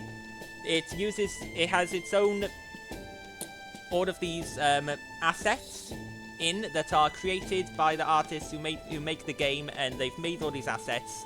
And what the game's AI, if you would call it that, does is you set it up, and it will fill the room that you draw with assets for you, like this. And then you can edit them, move them around, change it up, and customize it as much as you want. Noise shader programs are simulated, pre-generated art use programs. Yeah, it's sort of a program scatter thing to make the rooms look nice and help save time. Oh, hello, Owls Are Hoot. Welcome. Welcome in. Welcome to the tavern. Hello. This is the tavern. So, what I'm currently making is this, which is called the Trio of Ice. Ignore that snow patch. That's fine. The players won't see that. Worked on 3 game engines. Oh, wow. Nice. That's cool. Oh, you redeemed a Hydrate Maxi Kitty. So, if you've got a drink on you, make sure to take a nice big hydration in 3, 2, 1. Lovely. Although, the longer I leave my glass there, the warmer it gets, because it's right next to my laptop, and it's getting slowly warmed up by the laptop. So, welcome in, everybody. For those who have not seen me before, I am Dragon. This is my tavern, the Clockwork Dragon Tavern. Welcome. I'm with a variety streamer. I do these maps. This map making here. My lovely of Starry, of course. My lovely Starry bunny. Yeah, thank you. I'm gonna have to shoot a thank you to Starry. Oh my goodness. Thank you, Owls Are Hoot, for the follow. Welcome to part of the tavern. You're a member of the tavern now. Get followed. Thank you so much. So yeah, that's no having you. Have a good look. Thank you for popping in. Thank you for dropping the follow.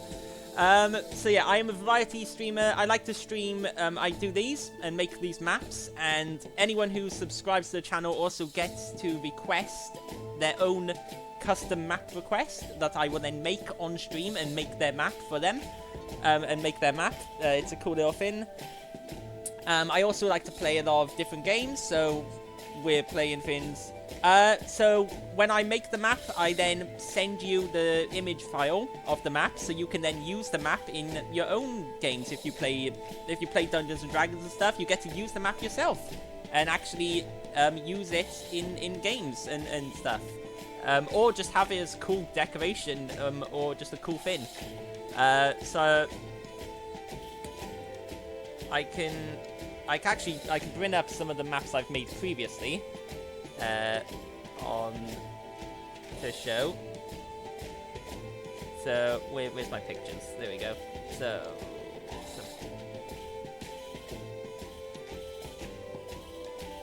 yeah, I'm glad you find it exciting. I gotta say that it's always actually quite fun.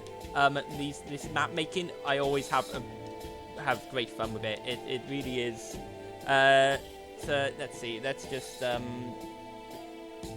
open up the screen. Here we go. So this is a map I made for Starry himself.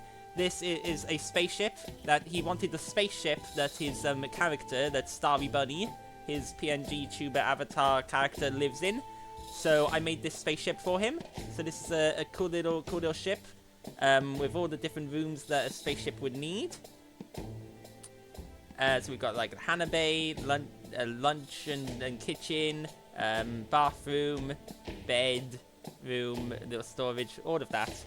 Then we've got this map, which is the Moonlit Kingdom, which we made for Moonlit Crown, which is a nice little kingdom and city. City map, yeah. So all kinds of maps I like to work on, and these are just the 2 subscriber maps that we've done so far. I've got a lot of other maps for a lot of other things. So for example, if we go into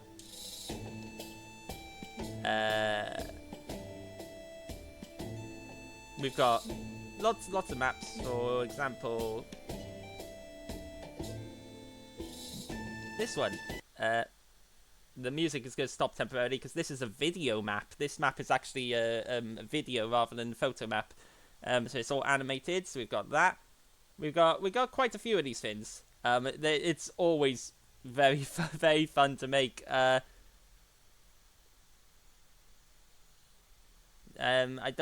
of them are stored in like different files from the other half of the map. So it's always awkward to try and find a bunch. But this is sort of things we do. that I like to build. Which is my favorite? Oh my goodness, my favorite map. There is a map I really like. I don't know if I've got it saved on here. It's for our Pathfinder campaign. No, it's not there. So the biggest map I have ever made, which actually is featured in our Pathfinder campaign, and is the current dungeon that our players are going through, which is we actually stream here on Sundays at 7 p.m. British time, and it is a absolutely massive map. I don't think I have the file on here, but it is an absolutely massive dungeon. Now the map that we're currently working on is you've seen how big the one we're currently working on is. It is the other map is way bigger than this. It's like twice as big.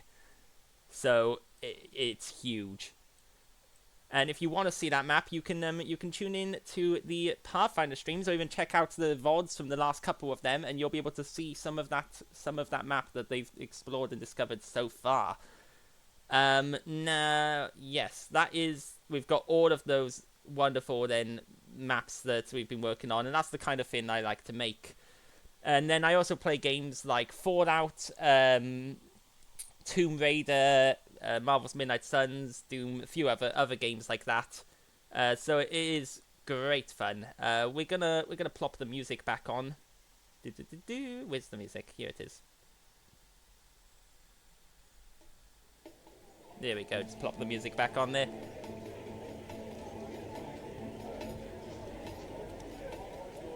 Wonderful.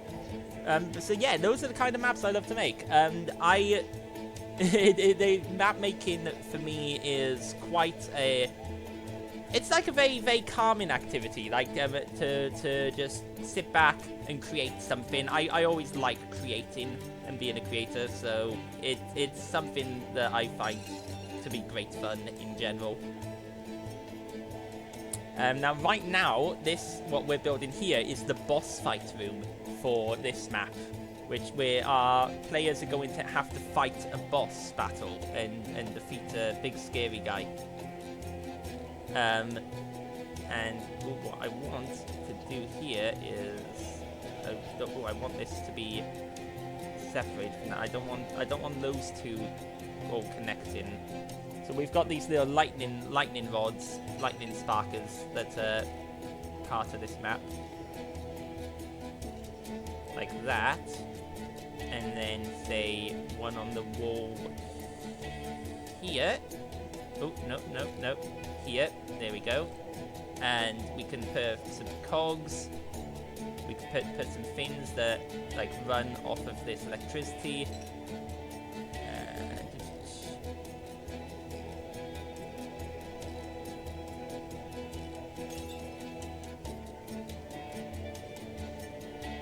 Like this.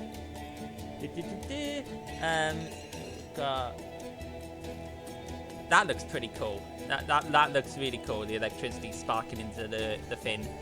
So the player's aim in this entire dungeon is to get to here, to the end, and they're trying to sabotage this portal because it's kind of breaking the entire world. So their aim is to get here, defeat the boss that's going to come out of this water pool, and turn this machine off. Now, I'm wondering if I should put a few more things, some more decoration in here. Like, maybe if I arc the lightning around, I want them to be able to use some of the things in the map to help them in the battle. I don't want them it to just be a boring hit battle. I like putting items and things in the map. Ooh, that's broken a bit. Hold on, let me fix that. I like putting items and stuff on the map that they can actually use to help them win. So that's what I want to do. So I might put like some like almost tester coil type things around here actually. That would be cool. There is a coil here. So if I put like some machines here, they can say use them to help them fight the creature. Oh, perfect. It automatically links up as well. Nice. Does this link up? Oh, wow. All this stuff just links up to the electricity automatically. I didn't even realize. What about the Doomsday device? See, this is the problem. There's so many cool items in Dungeon Outdoors that I get then distracted by them and by looking at them. We want to get those.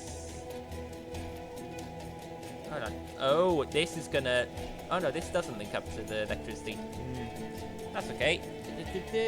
We're going to draw some more electrical connectors, I guess.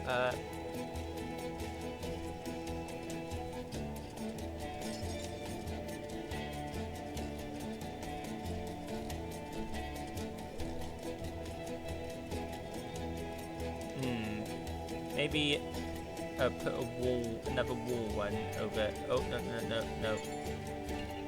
A wall one. There we go. Like that. And then. Ooh.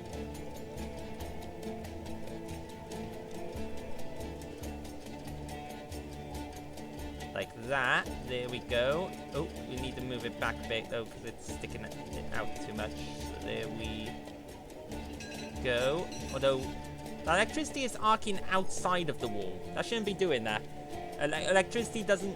Well, electricity does kind of go through things, but physical lightning shouldn't really be arcing in and out of the wall. So we'll just move it like that. There we go. Zap, zap, zap.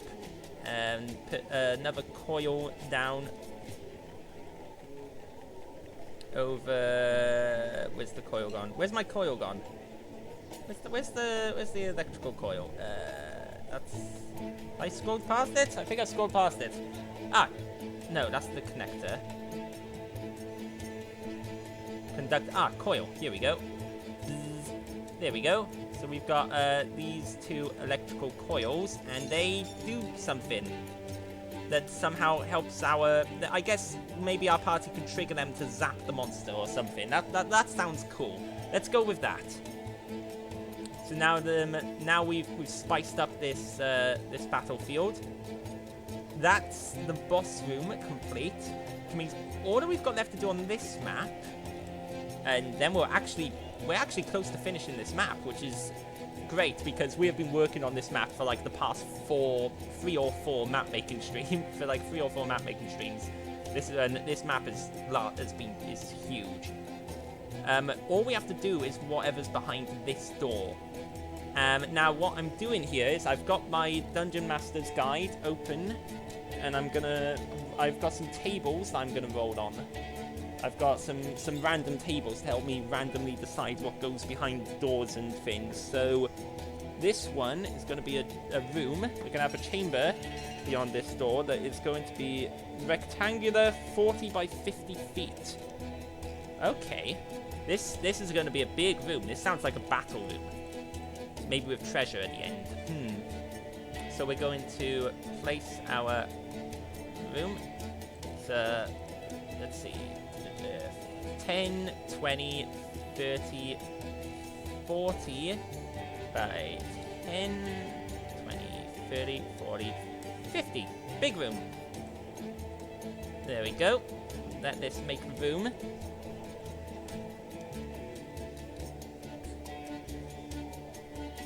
Okay, so we've got this room. This is going to be a pretty big room. I might put a battle in here. Battles are always fun. As for... This is a large room. There's going to be a single exit from this room. Although, do we need... What I'm questioning is whether we need then to go any further. I might just have this be a fun little battle room. Maybe like a trap. Where they end up having to fight things. A dead end type room. I know exactly what I'm going to do with the other door, which is link it to here. So we're going to put a door at the end of this room, and it's going to be one of these doors. And what this is a special... This is a very special thing I'm added into this map, which is a teleporting door. So when they walk through one of these doors that has a blue orb behind it, it teleports them into this room. And then each of these doors is going to link to a different one, so that they're going to be popping about the map randomly. Which will help them with traversing around this huge map and getting to different points. So, that's there. So we need to decide what goes in this room. And I'm thinking a mixture of traps and fighting. So we can have a bit of a battle going on against some ice elementals or something. Or some animated statues. Maybe have, like, a pit? Or spike? Ooh, what about spikes? I haven't used spikes in a while. Spike. Are there any spikes? Oh, there's ice. There's wood spikes. There's nothing that comes out of the... Nothing that comes out of the wall, which is why I was hoping for, like, some wall spikes or something. Or, like, a blade. No. Nah, nothing of that sort. That's okay. Glacial... Okay, we'll add some of these to light the place up. For certain. Some of these lanterns, because they look cool. And now light up the map a bit. There we go. And...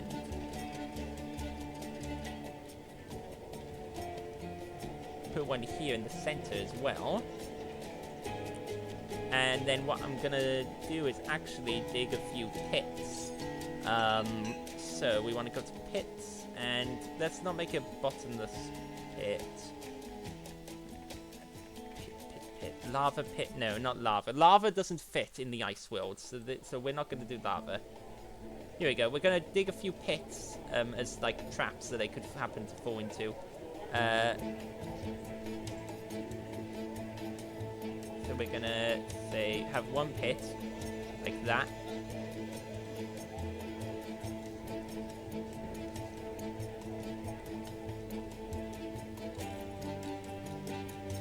And then have another one that comes across like this.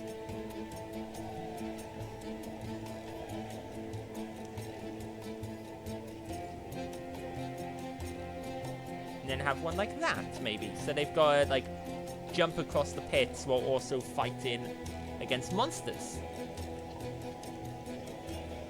That's... I think will be fun. Pit jumping and monster fighting. And in the end, that takes them to the portal door. But maybe they should... I feel like... treasure? Do we want treasure or just a fight? I mean, there's going to be red herrings in the dungeon. There's going to be things that take you to the wrong place. And things that don't give you a reward, but hinder you, because that's how dungeons work. We've placed plenty of treasure around other parts of the dungeon, so this room is just going to be a nice, simple battle. Because we don't want to place too much treasure, otherwise the party get too powerful.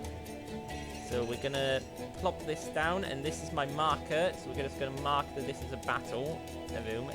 That's the key. That's the puzzle. I need the axe. Where is it? There it is. So we're going to plop down this axe here, and what this does is when I'm looking at the map on my tabletop stuff, on my my virtual tabletop, it's just going to tell me that this is a battle room, and that means there's a fight. So with that done, the only thing left to do is to decide where these two doors go. So we want these doors, this bandage door. So we just need to decide where these doors are gonna come out, somewhere in this map. I'm going to say one of them can come out here. Oh, I actually completely forgot about this. There is a room that we haven't done yet, which is here. This hallway here, where these two meet up. What I might do is just have this hallway meet up and connect to each other. So let's do that. Let's do that quickly. Because there's space up here, but at this point this map is already massive. and got tons of stuff in it, tons of puzzles and traps and combats, and I think we don't want it to be any bigger than that. If it gets too big, the players will just start getting bored of it. So I'm gonna bring this map to a close like that, and actually start shepherding it to an end.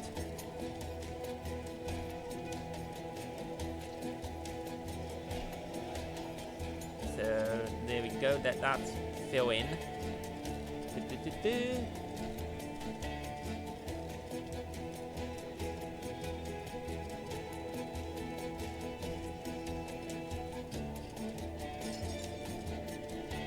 Oh, there we go. It's almost loaded, almost finished. Come on. There we go. Wonderful. Oh, I forgot the walls. I keep forgetting the walls. I need to add walls. Tell you what. Let me just add the walls manually.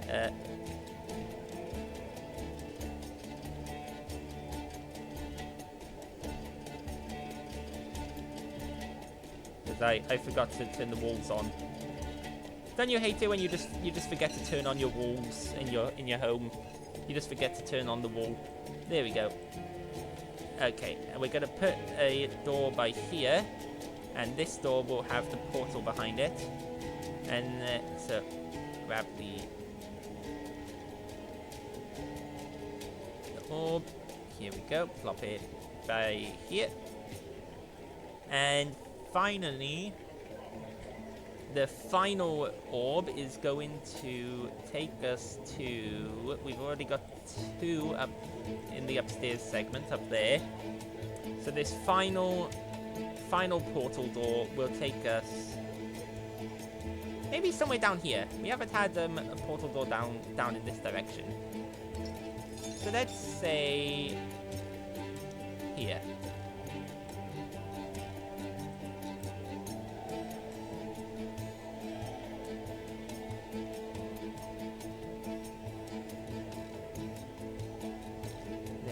Go. So now all we have to do, we save. That is saved. There we go. With this particular maps this big, I like to do a double save. So we're gonna save 2 copies of it just in case something happens to one of the copies. Because I did lose my work on this map at one point and had to start from the beginning again. Luckily, I hadn't done lots and lots of it at that point.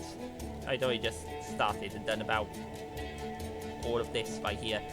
But there we go. So that map's finished now. So this, if we jump into cinematic mode, we can take a fly around, look at the map. As this is a complete map. At last, we've finished the Trial of Ice, and this thing was absolutely massive. I think this is the longest I've ever worked on a map. I think it's good we just save, because I think I think Dungeon Alchemist is crashing. The poor program. I think it's just crashed when I tried to go into cinematic mode. But that's okay, because we finished the map. So all that has to be done is exporting it into Foundry. Oh my goodness! In fact, Microsoft Windows has crashed. Everything's crashed. The entire computer system. So we'll just bring that to a close there. That's okay.